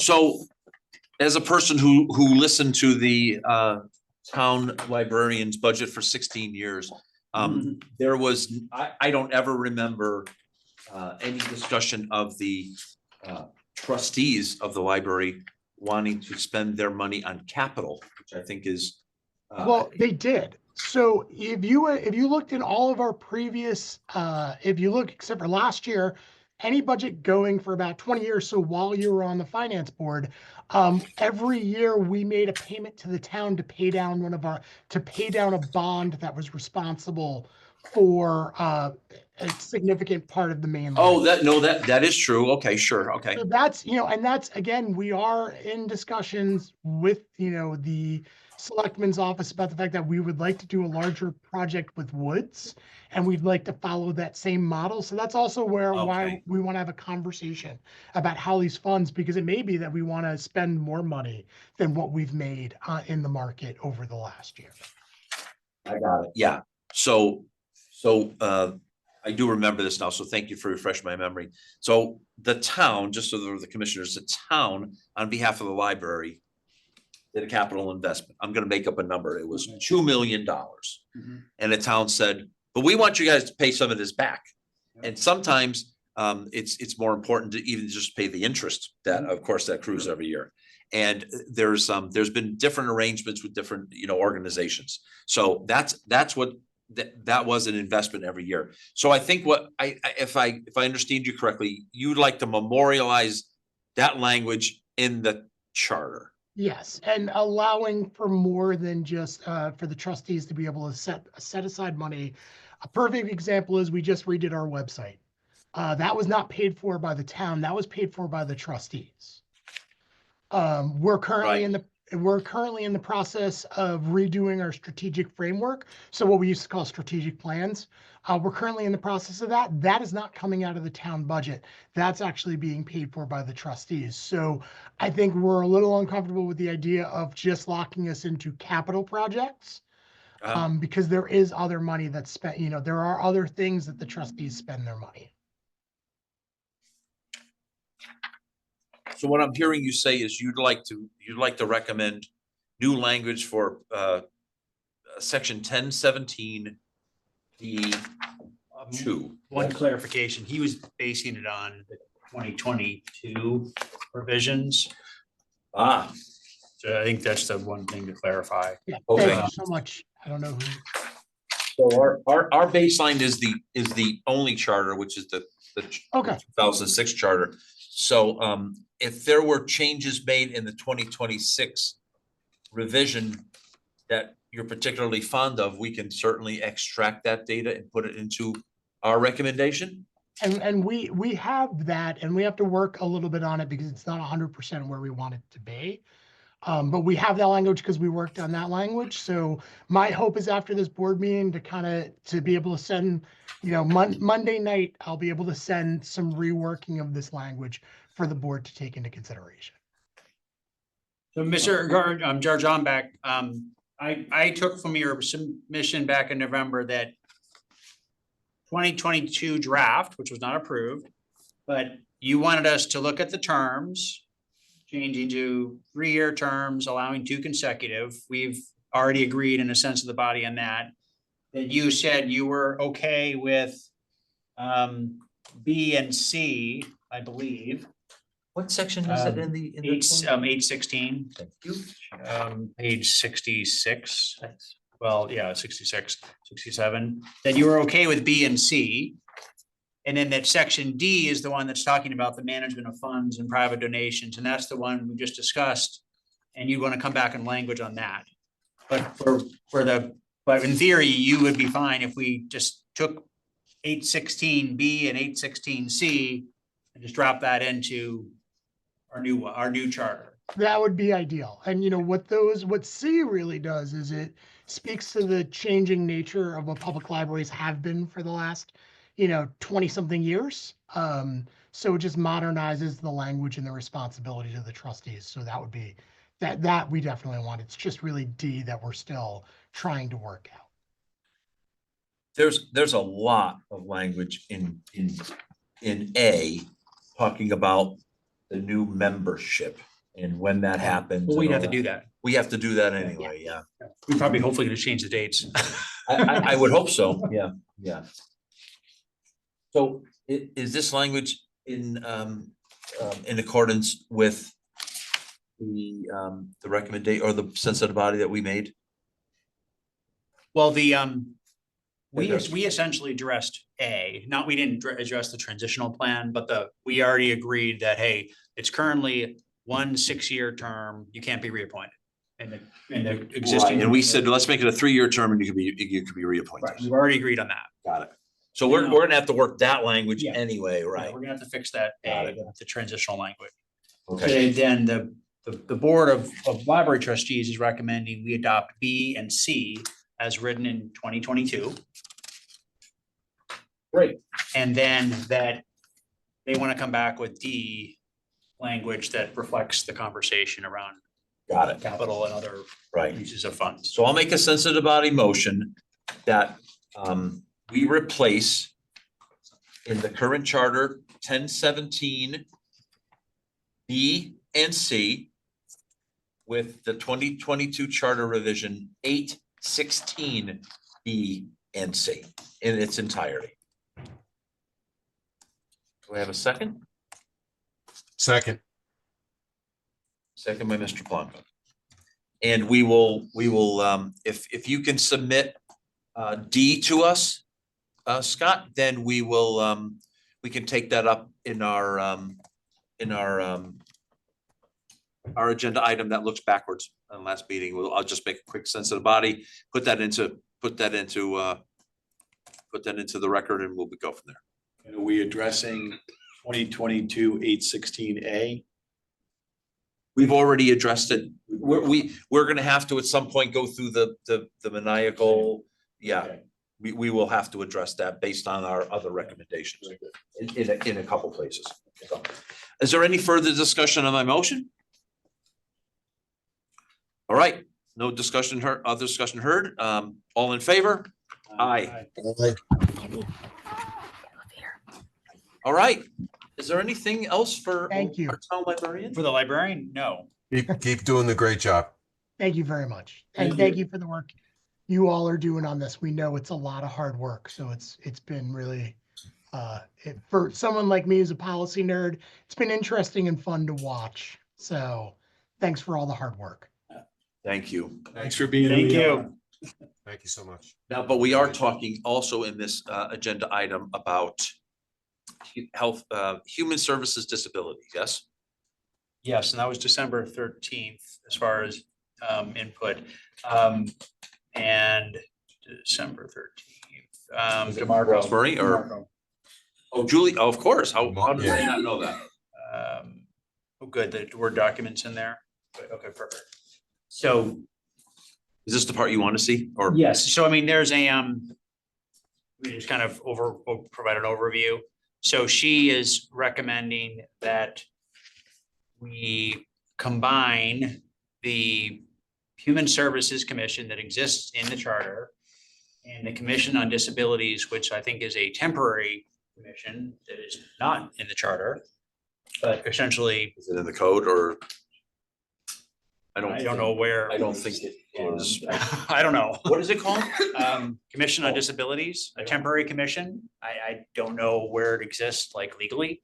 But then combine those and provide, language around that, which is in the Word document that's below this. And then also providing feedback regarding the people first language that would be used.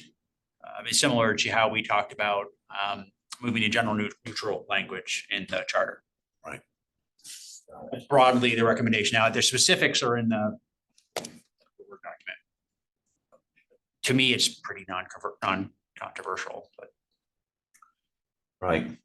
So these are, let's see, is this her? That's in the final current, one? that's in the current That's charter. the current, right? And then if you screw, there she is. So there's some proposed changes. Combine it.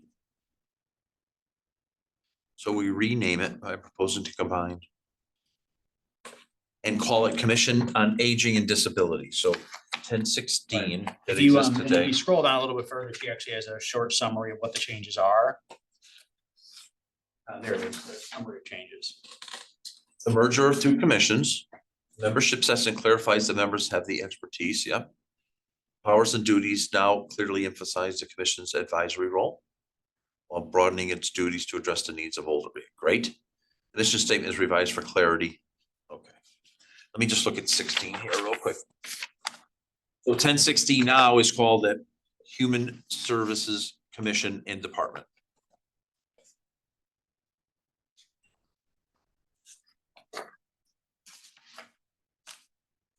And it actually does refer to handicapped, quote unquote, within the current charter for human services. So Right. that added support for combining from a disabilities Right. and human services perspective. Got it.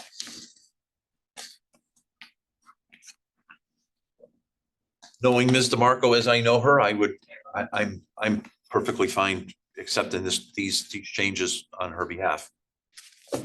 Any discussion? Seemed fine to me. Seemed fine to me, and there doesn't seem to be any pushback from anybody else.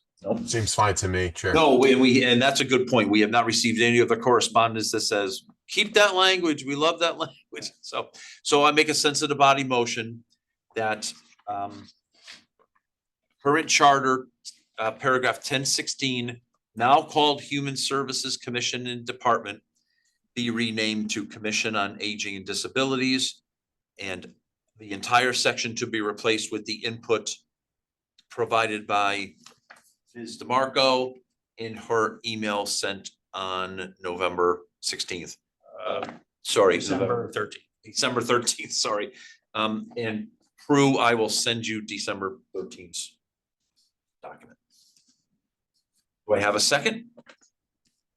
Second. We have a second. Any further discussion from the board? Any discussion, anything from the public? Sounds good to me. All in favor? Aye. The only other piece related to that is I'm not sure if there's any sense of the body needed regarding the person first language. That would be the other Did we question. not, didn't we speak about that like at our second meeting that we I would can't change remember everything if that to? Did we include it in that? I thought we had a general, well, I have to be careful because I remember You did. talking You- about you were things. right. Yeah. We did that. We agreed in December 17th, we agreed that we will use person first language when referring to people with disabilities, example, see DeMarco email. Yeah. Right, that's done Great. already. Wonderful. Thank you very much. Okay, I'm gonna go backwards to Agenda item 10, discussion related to town manager / CAO / COO. Thank you to Ms. Simpson here for being here this evening. Again, First Selectman Gerber could not be here this evening, so I think maybe a good thing for us to do is to maybe have a little discussion around this. Bill did say he thought he was available for the 11th, and maybe we come and put a bow around this next week. So I guess the gist of this is if you walk into Town Hall today or Independence Hall, there is a chief administrative officer and there's a chief operating officer, people and titles. Neither of those roles are memorialized in the town charter. So I think it was Mr. Gerber's recommendation to memorialize them. Is that? Yeah, was that in the Board of Recommend? Yes, Board it of, is number 12 in that one. I have the Board of Selectmen recommendations here too. Supporting data should be.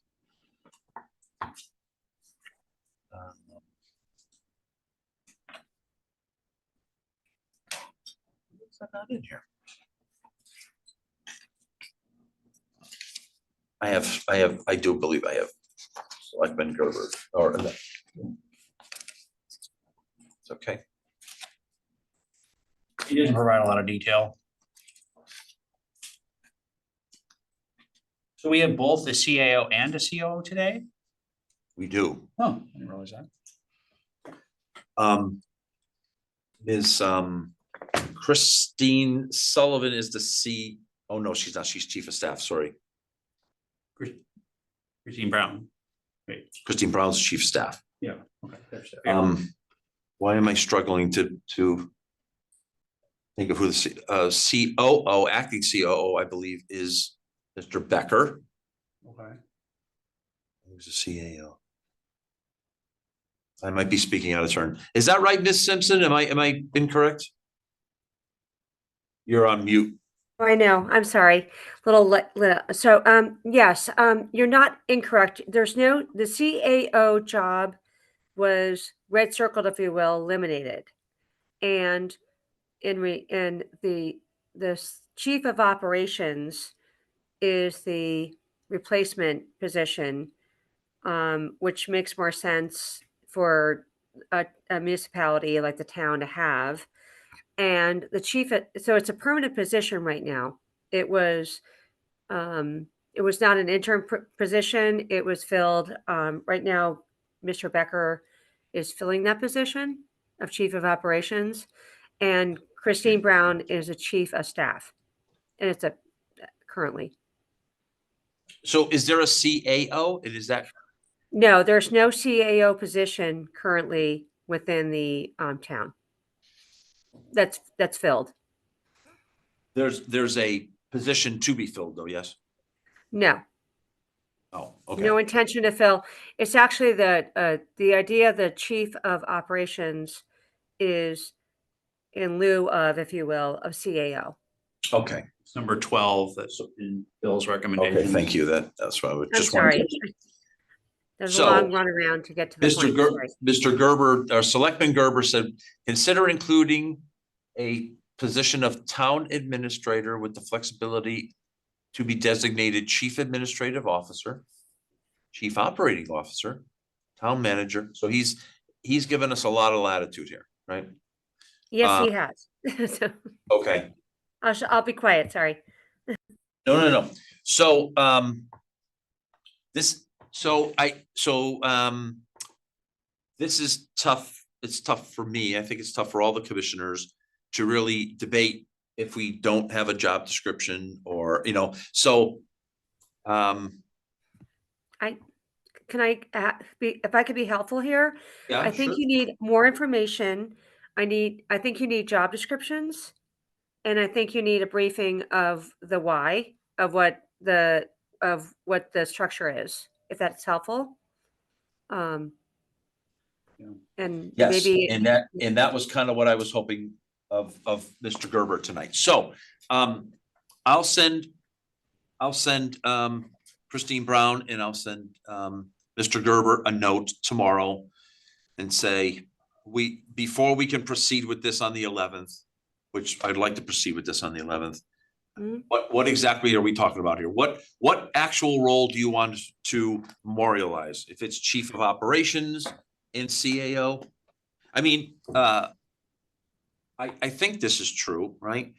If a role's in the charter, Required.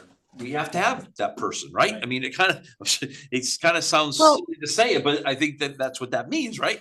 So, because it doesn't say in here, yeah, maybe you should have a fire chief. No, it says you have to have a fire chief, right?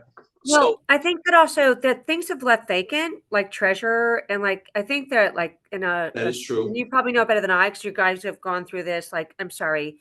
I appreciate everything you're doing. I've been a chair of the Bridgeport Charter Revision. So I know what you're going through, and I think it's wonderful, and I really appreciate it. But yeah, I think that whether you can keep things vacant, whether you can add roles around it, that's all fair. So, but if I can help, if you would add me on the email, so I can at least, if you need job Absolutely. descriptions, I would be happy to provide that for you. Absolutely. Okay. So do the commissioners all agree? We need to see a little more than one sentence on this, right? If I may ask a question, so what we're looking to do under the present charter, we have appointed officers, Yes. 9.1. We're looking to create a new appointed officer by the first selectman of a title which we haven't yet identified what the title would be. And between now and the 11th, we're looking for feedback and input from the first selectman and from human resources or whatever other source of what the new appointed title's job description would be. Well put. There's a key piece I want to challenge in here based, well, one, on personal perspective, but also public feedback. I mean, to say, some of the public feedback we've got in this one is nonpartisan. A nonpartisan town manager, or whatever, you want to pick the title. And so the whole appointed by the first selectman, I wouldn't necessarily assume that, because some feedback is such that, I don't know exactly how this would work, but it's nonpartisan in the way that maybe there's like a term of office, and like that's when that person's in the term of office, you know, and I don't know how the appointment necessarily works. But I just would challenge us not to, or ask us not to assume it's automatically an appointed position by the first selectman. Okay, I don't have any problem with that. Yeah. I was just going along with the charter as it is. No, but no, you bring up a good point, right? So, and I don't know that we've addressed this or if we even have an input to address it, but there was a time in the town where the town attorney, the controller, the treasurer, the director of economic development, on the day that the new first selectman took office, they all submitted their resignations and said, okay, I'm done. And then the next day, everybody got reappointed, or you didn't, right? I guess that practice has kind of fallen out of grace a little bit. But it's a fair point. If the person is appointed by each first selectman, de facto it's partisan. I mean, let's be real here, right? So I guess I don't know what nonpartisan would entail, other than it would have to, Yeah, I don't know exactly how it gets operationalized. But my point is I think we've gotten like I'm looking at the, I think we've had 3 public comments on this. There was one public comment about the town manager.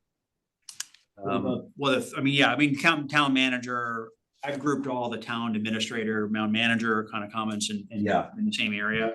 And 2 of them said, hey, we should consider it and think about it being apolitical, nonpartisan. Right. However you do that, I don't know.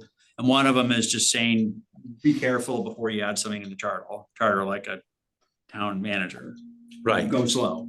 So some of the comments I've received external to this is that town manager is usually associated with a much higher role within, and when you have a town manager, your I guess you're not first selectman anymore, but that chief role, that elected role becomes more ceremonial. Because he's not Mr. Gerber today is, doing a lot of things that the chief of operations today, but he still has to go to Bill Gerber and say, hey, you okay with this? Town manager implies, no, I'm running the town, man. You're the one kissing babies and cutting strings at openings. I'm running the town. And that's not, I think, what the intent of the chief of operations role is here. So. If I remember from a personal point of view, in 2022, the conversation about the charter revision proposal and the concept of a town manager position was the third rail issue. Oh, most certainly. Okay, so if we're creating something akin to a town manager, which is going to be now a charter position, are we creating a third rail conversation that doesn't need to be, or doesn't need to take up all the other work we've tried to accomplish here? Yeah, it's fair. I mean, Eric, I understand exactly what you're saying about nonpartisan, but I don't think the first selectman, and Ms. Simpson, you correct me if I'm wrong, or you don't speak for him, but he's looking to appoint this person. This is going to be his position and his designated guy or person. And I think the intent is to enumerate it under 9.1 and 9.2. Oh, yeah. I would agree. Right? And you're cautioning us that we should be looking at the public comment that you're coming across. Right. Right. And I personally, I hear your point on the third rail. Yeah. Hopefully we would address that through multiple questions. So if this would die on its own, then if it's really unpopular. But to me, a lot of it gets back to like the job responsibilities, which we've talked about needing a job description, because like, to me, someone really focused on running the town efficiently, like running the town government efficiently and really kind of knowing the ins and outs of how it works, like who over a longer period of time, like I think there's a lot of value in someone like that. Yeah. Agreed. That's just kind of how I think about it. And could help just how do you continue to modernize and make the town run, just more effectively. You're talking about the more traditional role of a town manager hired by contract to come in and work within a town, not, and I understand, okay, yeah. Yeah, I think part of the third rail, right, was because that town manager would have been running the town. And again, that I don't know what the other proposed part of the change of government was, but there was no board of selectmen, there's no board of finance. This person is really running the town. And then there's a figurehead. Ceremonial Right. figure. Right. I think why this might not be a third rail issue is that. So if you go back to select person, Kupchik's administration, when she was first select person, she had a CAO and she had a COO and she had a chief of staff. None of those roles are memorialized in the charter. I believe Mr. Tetro before her definitely had chief of staff, and I think had a chief administrative officer. I could be wrong on that. I think Mr. Gerber thinks that those roles have merit. And once we can get a job description wrapped around them, again, they should be memorialized, because we talk about it constantly in the last 3 administrations, or I'll just say the last 2 administrations, the very least have had people in there which is not in compliance with the charter. So I think that's what's motivating the Not in discussion. compliance? Yeah, I don't know if it's in Well, compliance, right? I guess it's, There it doesn't say- created roles that don't exist in the charter, which is okay, right? yeah, I mean, Town attorney's not telling him he can't have these people working for him. that is true. So I mean, are we creating a problem? By That's a very. Yeah, well, this gets back to if it ain't broke, don't fix it kind of thing, right? Yeah, are we just creating another thing to go wrong Right. by creating this role? Well, and also memorializing some amount of money that has to be spent on this position, and this is a professional position, so it's not cheap. Right. I mean, if you look at the budget right now, there is budget for a chief staff and a chief. I don't know if it's called COO in the budget or not, but chief of operations, so. I don't know if. I couldn't- Made it in the final. It did not. I think it was in the one. Oh, no, it didn't. It was, The initial one they proposed, but then that got wiped, okay. that was part of the total Yeah. redo of the town structure. But I looked really quick. I didn't see anything in here about a COO either. I was kind of hoping they would have addressed that, but they did. But anyway. I mean, the only other thought is, do we hear from people who've had experience in this space on what potential value this type of role could offer within our structure? Be clear, we're not talking about completely revamping the structure at this point. Well, I mean, select person Kupchik could have an opinion. We could ask her to come to the meeting. Certainly, First Selectman Gerber. We could talk to the current chief of operations. We could, I wouldn't recommend bringing in the former CAO or COO, frankly, but they're no longer town employees, so I mean, but yeah, why not? Can I suggest something? Sure. The economic director, what's his name? Mark Barnhart, yeah. He was town manager at Stratford, in Stratford. And that's considered a form of government. Mhm. As opposed to a first selectman. One of the early ones on in Connecticut. Yeah, Stratford, right, yeah. Yeah. I think Chris Timniak was a town manager in Stratford as well. But yeah. but that would be a separate position and no other. You wouldn't have a first selectman and a town manager. Correct. This was discussed. Did you go to those 2022? I did not.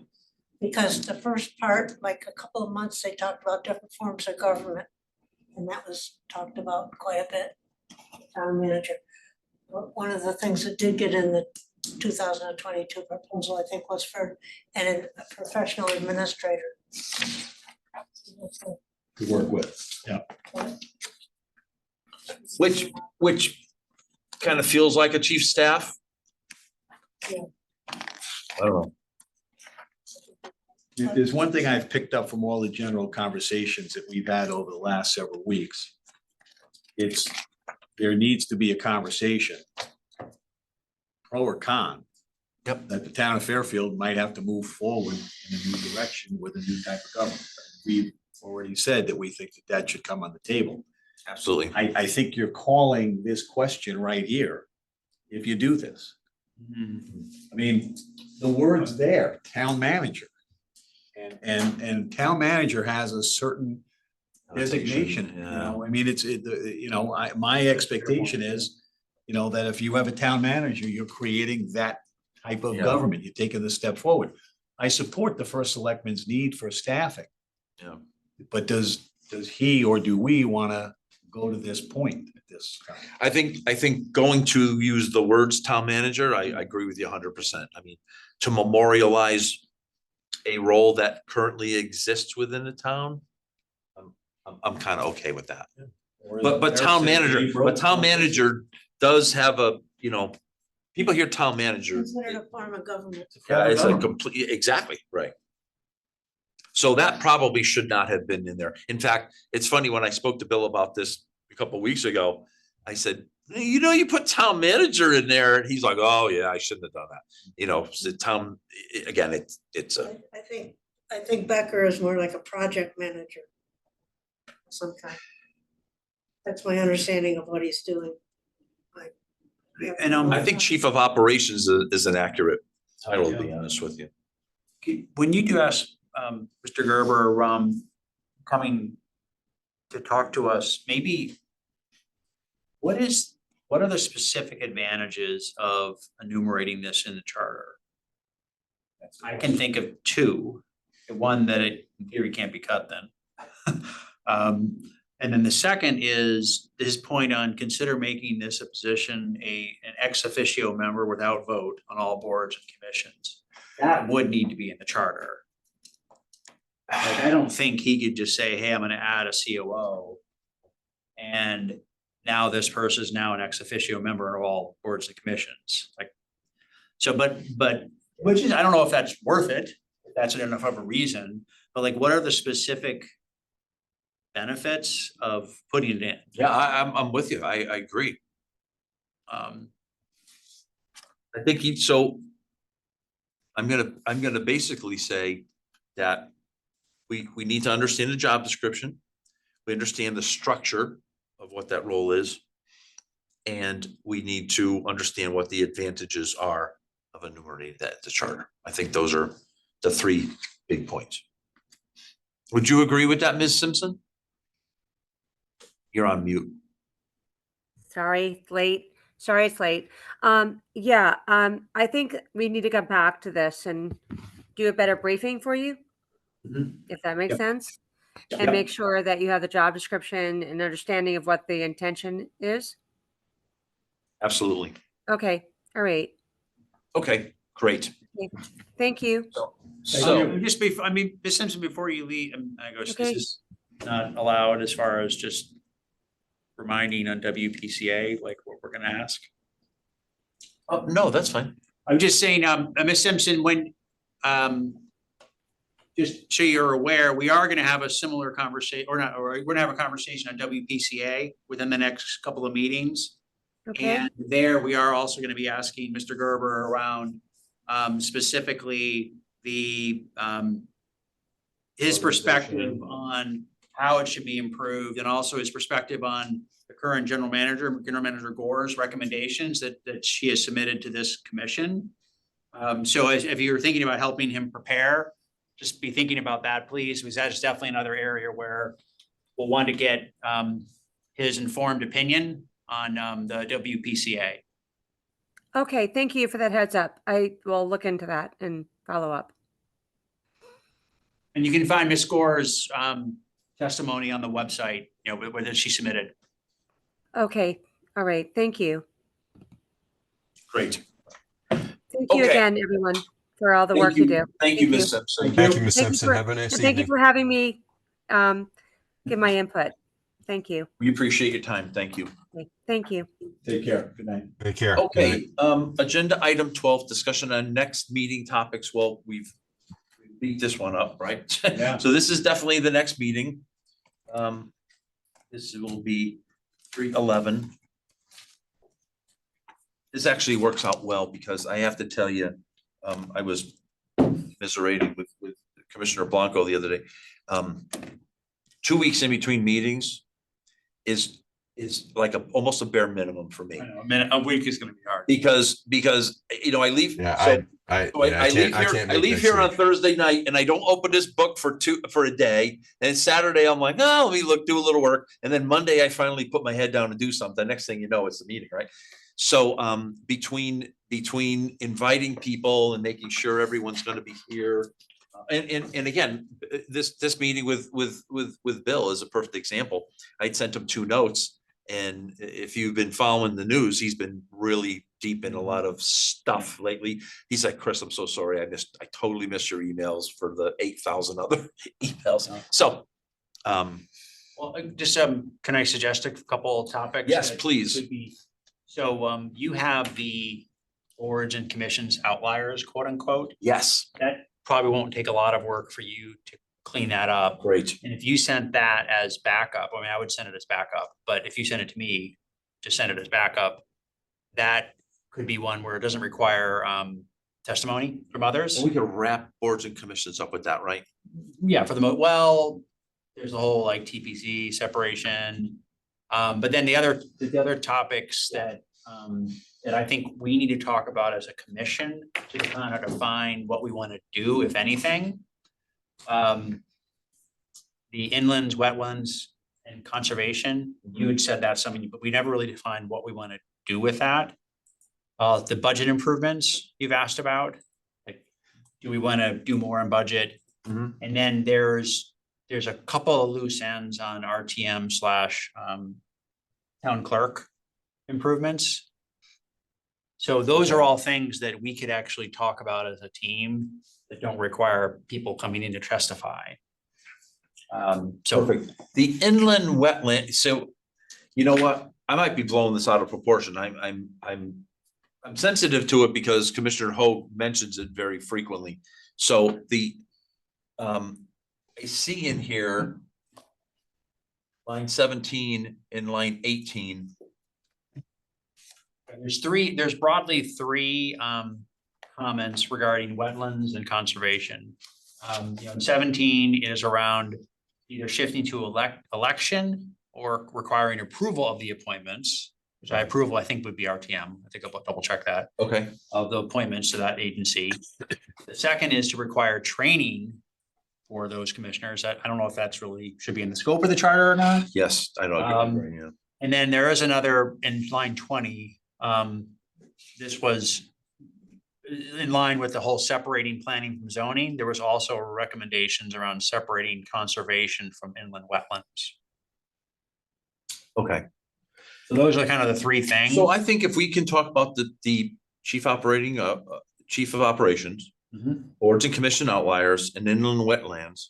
I think the zoning, the separation of planning and zoning is going to be, that's not a 5-minute topic. We'll have to talk through that.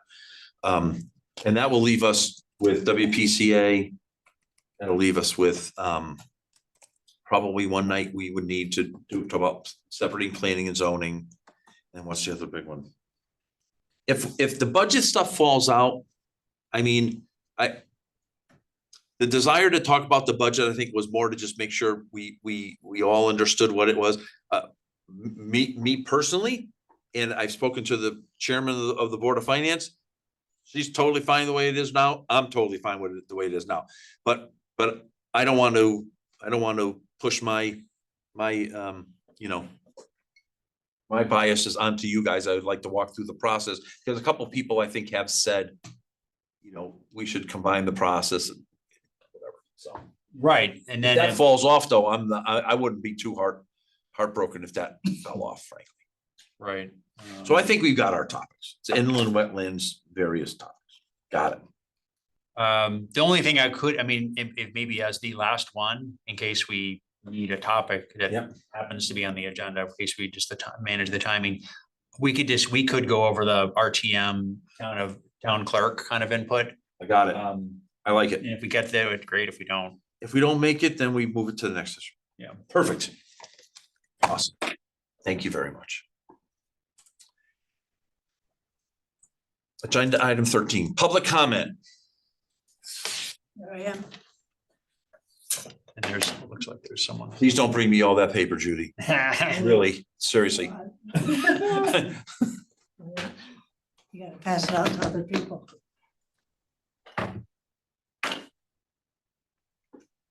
Just to start with the zoning, I was on TPZ for 5.5 years. We did absolutely no planning except for when they assigned a group to do a plan of conservation development. And that was a whole separate Okay, thing. But in terms of regular meetings, there's there's no planning going on.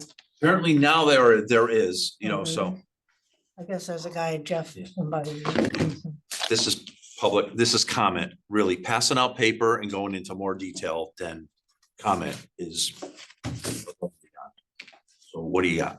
Okay, so when I first spoke to you, right after the election, when you had your other public hearing, I was trying to encourage you to look at the 2002 proposals, because there's some really good 2022? 2022, yeah, 2022. Okay. And that's why I gave you the combination of the references to the 2000s. Yeah, absolutely. There's a lot of good stuff in there, and one of the reasons was because we had there was a professional attorney involved. And so after every meeting, when something like a sense of the body thing was proposed, he would go, he and Jim Baldwin talked to each other about proposing the language. They come back at the next meeting and it got accepted right away. And what you people have to do now, because you've just got like, oh, maybe even 40 sense of the body motions. Mhm. They all have to be translated into actual motions as to where they're going to go into the charter, what's going to be removed. Commissioner Wackerman's doing that right now. I know, but what she has to do, or somebody has to do, is come back with all those motions. You have to spend a lot of time talking about the motions themselves. We don't need a motion to add each item. We're just gonna have one big motion that says, here's our recommendation to the Board of Selectmen. I think you have to have separate motions because they're gonna have to make separate questions on some of these.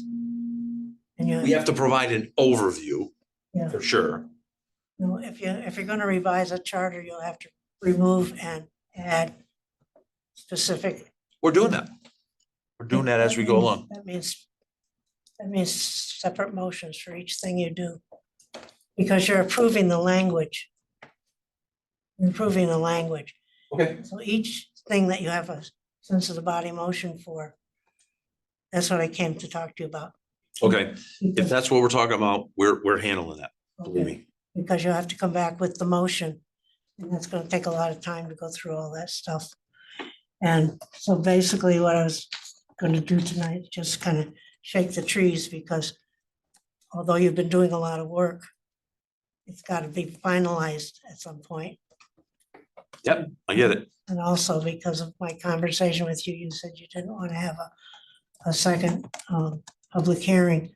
We are gonna have a second public hearing at the end. Well, you have to have it before you meet with the Board of Selectmen. We have to have it before we deliver our product to the town clerk. That's right. Okay, so this is something you can read at your leisure, but I wanted you to have copies for each member. Okay. My concerns that were Thank you. just, one of the concerns was to focus on the 2022, which had a lot of good stuff in it. And that's why I provided this initially for you. Okay. The other thing is that I do have a couple of specific things that I'd like to discuss. Judy, I'm not gonna go through specific line. If we have not addressed it or it's not been addressed through comments on the website. Well, one of them was, I suggested when you were talking about ethics and trying to expedite the ethics thing about having the Board of Selectmen have a majority vote instead of a. The Ethics Commission, Yeah, the commission. we've already get a sense of the body that we don't need it to be unanimous any longer. Suggestions I made, which came out of the 2022, was to have the term start on July 1st and have vacancies filled before the summer, because one of the problems is the names that come up on April 1st, it says now. And when the names come up April 1st, it gets into the summer and nobody ever gets on and they don't have a quorum. Okay, That's in the. that's 2000 way in the weeds, but That's in the 2022 charter. The other thing you is. want to hand that to us? I really don't want to go through each of these, Judy, to be honest with you. You want to give us your inputs? I'm happy to do it, but at 10 o'clock at night. Well, I know, that's why people don't come, because your meetings are so long. And they There's have- no one here, Judy. I know, I but could have been here at 7:30. I don't come sometimes because I don't want to stay up after 10 o'clock, so.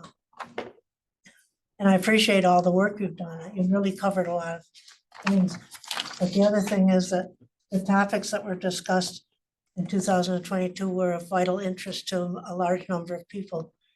We had a large number of people from the RTM and the various town committees because they were interested in the topics. But when you're talking about what you're gonna do with term limits and things like that. I don't think people are excited about those things, not that they're not important. None of those people have put comments in. We've solicited everyone I know, for comments. I know, I think people are not, well, they're busy with other things, especially the RTM people. But here's another thing too, at the end, after you have all your motions and everything, and the Board of Selectmen accepts what they're gonna do, then you have, the town clerk has to put out all the things on the, that are gonna be on the ballot. And Yep. make a summary, and here's the summary of the things that were done last time. If you're interested in reading about them. Yeah, sure. I think I have this from last time. You should have it. Yeah, copy for you. But- reading this before that. Yeah, right. But I will say something about the 2022 commission, right? We spent the majority of this meeting tonight talking about what I thought was a very important topic on the police commission. Fire. Sorry, thank you. Fire commission. I sat here and listened to They you. changed not one word in the 2022 revision. And when I asked people in anticipation of this meeting, guys, were you not ticked off about this in 2022? They're like, oh no, we've been ticked off about this since 2006. I so- don't remember any discussion about. There it. wasn't, Yeah. because nobody brought it up. Right. So we can talk as much as we like about how great 2022 was. And listen, and there's been language that we're pulling right out of here. I know. And I think it's great, but there's a lot of language in there that I don't agree with. Well, for one thing, I thought the whole organization of the 2022 proposal was so much better than the 2006, which I had actually helped support over the years.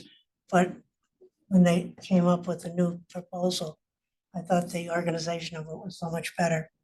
There's just one other thing I wanted to mention. When you were talking about the redistricting or reapportionment, and somebody came up with the idea of having a lesser than 10% in each area. Well, I'll just tell you this, that when you, because I've been on 2 of those groups too, this is the kind of information you get on a big sheet. That's. Yeah, I know. And it has census tracts, and in each census tract, which involves the populations in each of the census tracts, it's made up of census blocks, and they're little tiny things. You get a list. If you go to like 06, 04, then you have to consider all the little blocks within them. This information comes from the state. It's gonna be within 10%. It's all 10% information. So if you wanna have a plan that's like based on 6%, you said a lesser, than 10%, 6% or 8%, somebody's gonna have to translate all that. Probably you can do it by computer, and then you have to come up with plans to say, do we want a 6%? Or do we wanna, We've addressed this I know, you said you wanted to have it less than 10%. per someone's recommendation. The attorney recommended, we adopted It's the not- attorney recommendation Well, on. he said it was okay to do it, but just because something's okay to do it, I'm saying you're just gonna start with information based on 10%. So what would you like me to do? So my position would be that you keep it at 10%, because otherwise it takes a long time. You probably have to farm it out to Fairfield U or to Quinnipiac or some other university to I do thought the work. language that we voted on was not less than 10%. I mean, there was a. I seem to remember The that. attorney, the I town, thought it said less than 10%. I think he advised against. That's what I'm remembering, and I'm not gonna be I able thought to he find. supported it, that it could be done. And my position is just because something can be done doesn't mean that it could be done. There's 2 questions there. There was public comment on reducing it to like 0.001%. And we asked the question of the attorney whether or not we were even allowed to change And it. I think he said you And were. that was, yes, we are allowed to change it.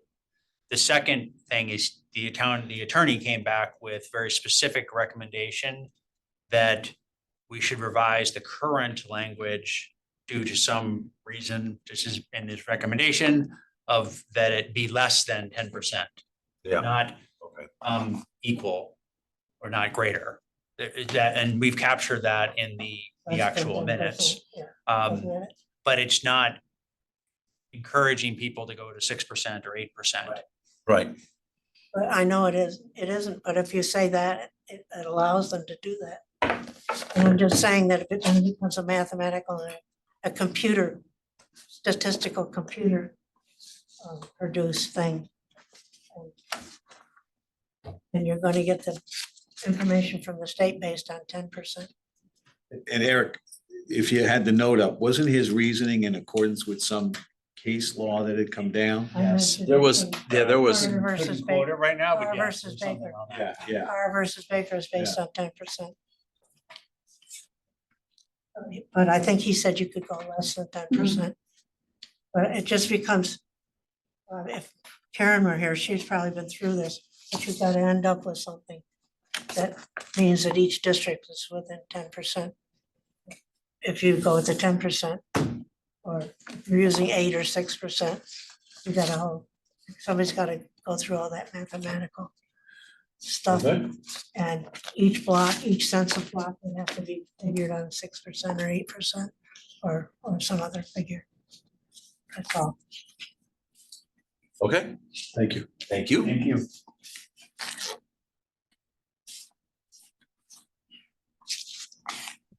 Anyone on Zoom, public comment?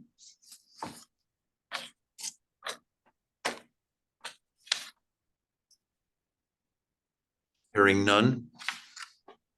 Motion to adjourn, I move to adjourn. Second, second by Mr. Blanco, all in favor? Aye. aye.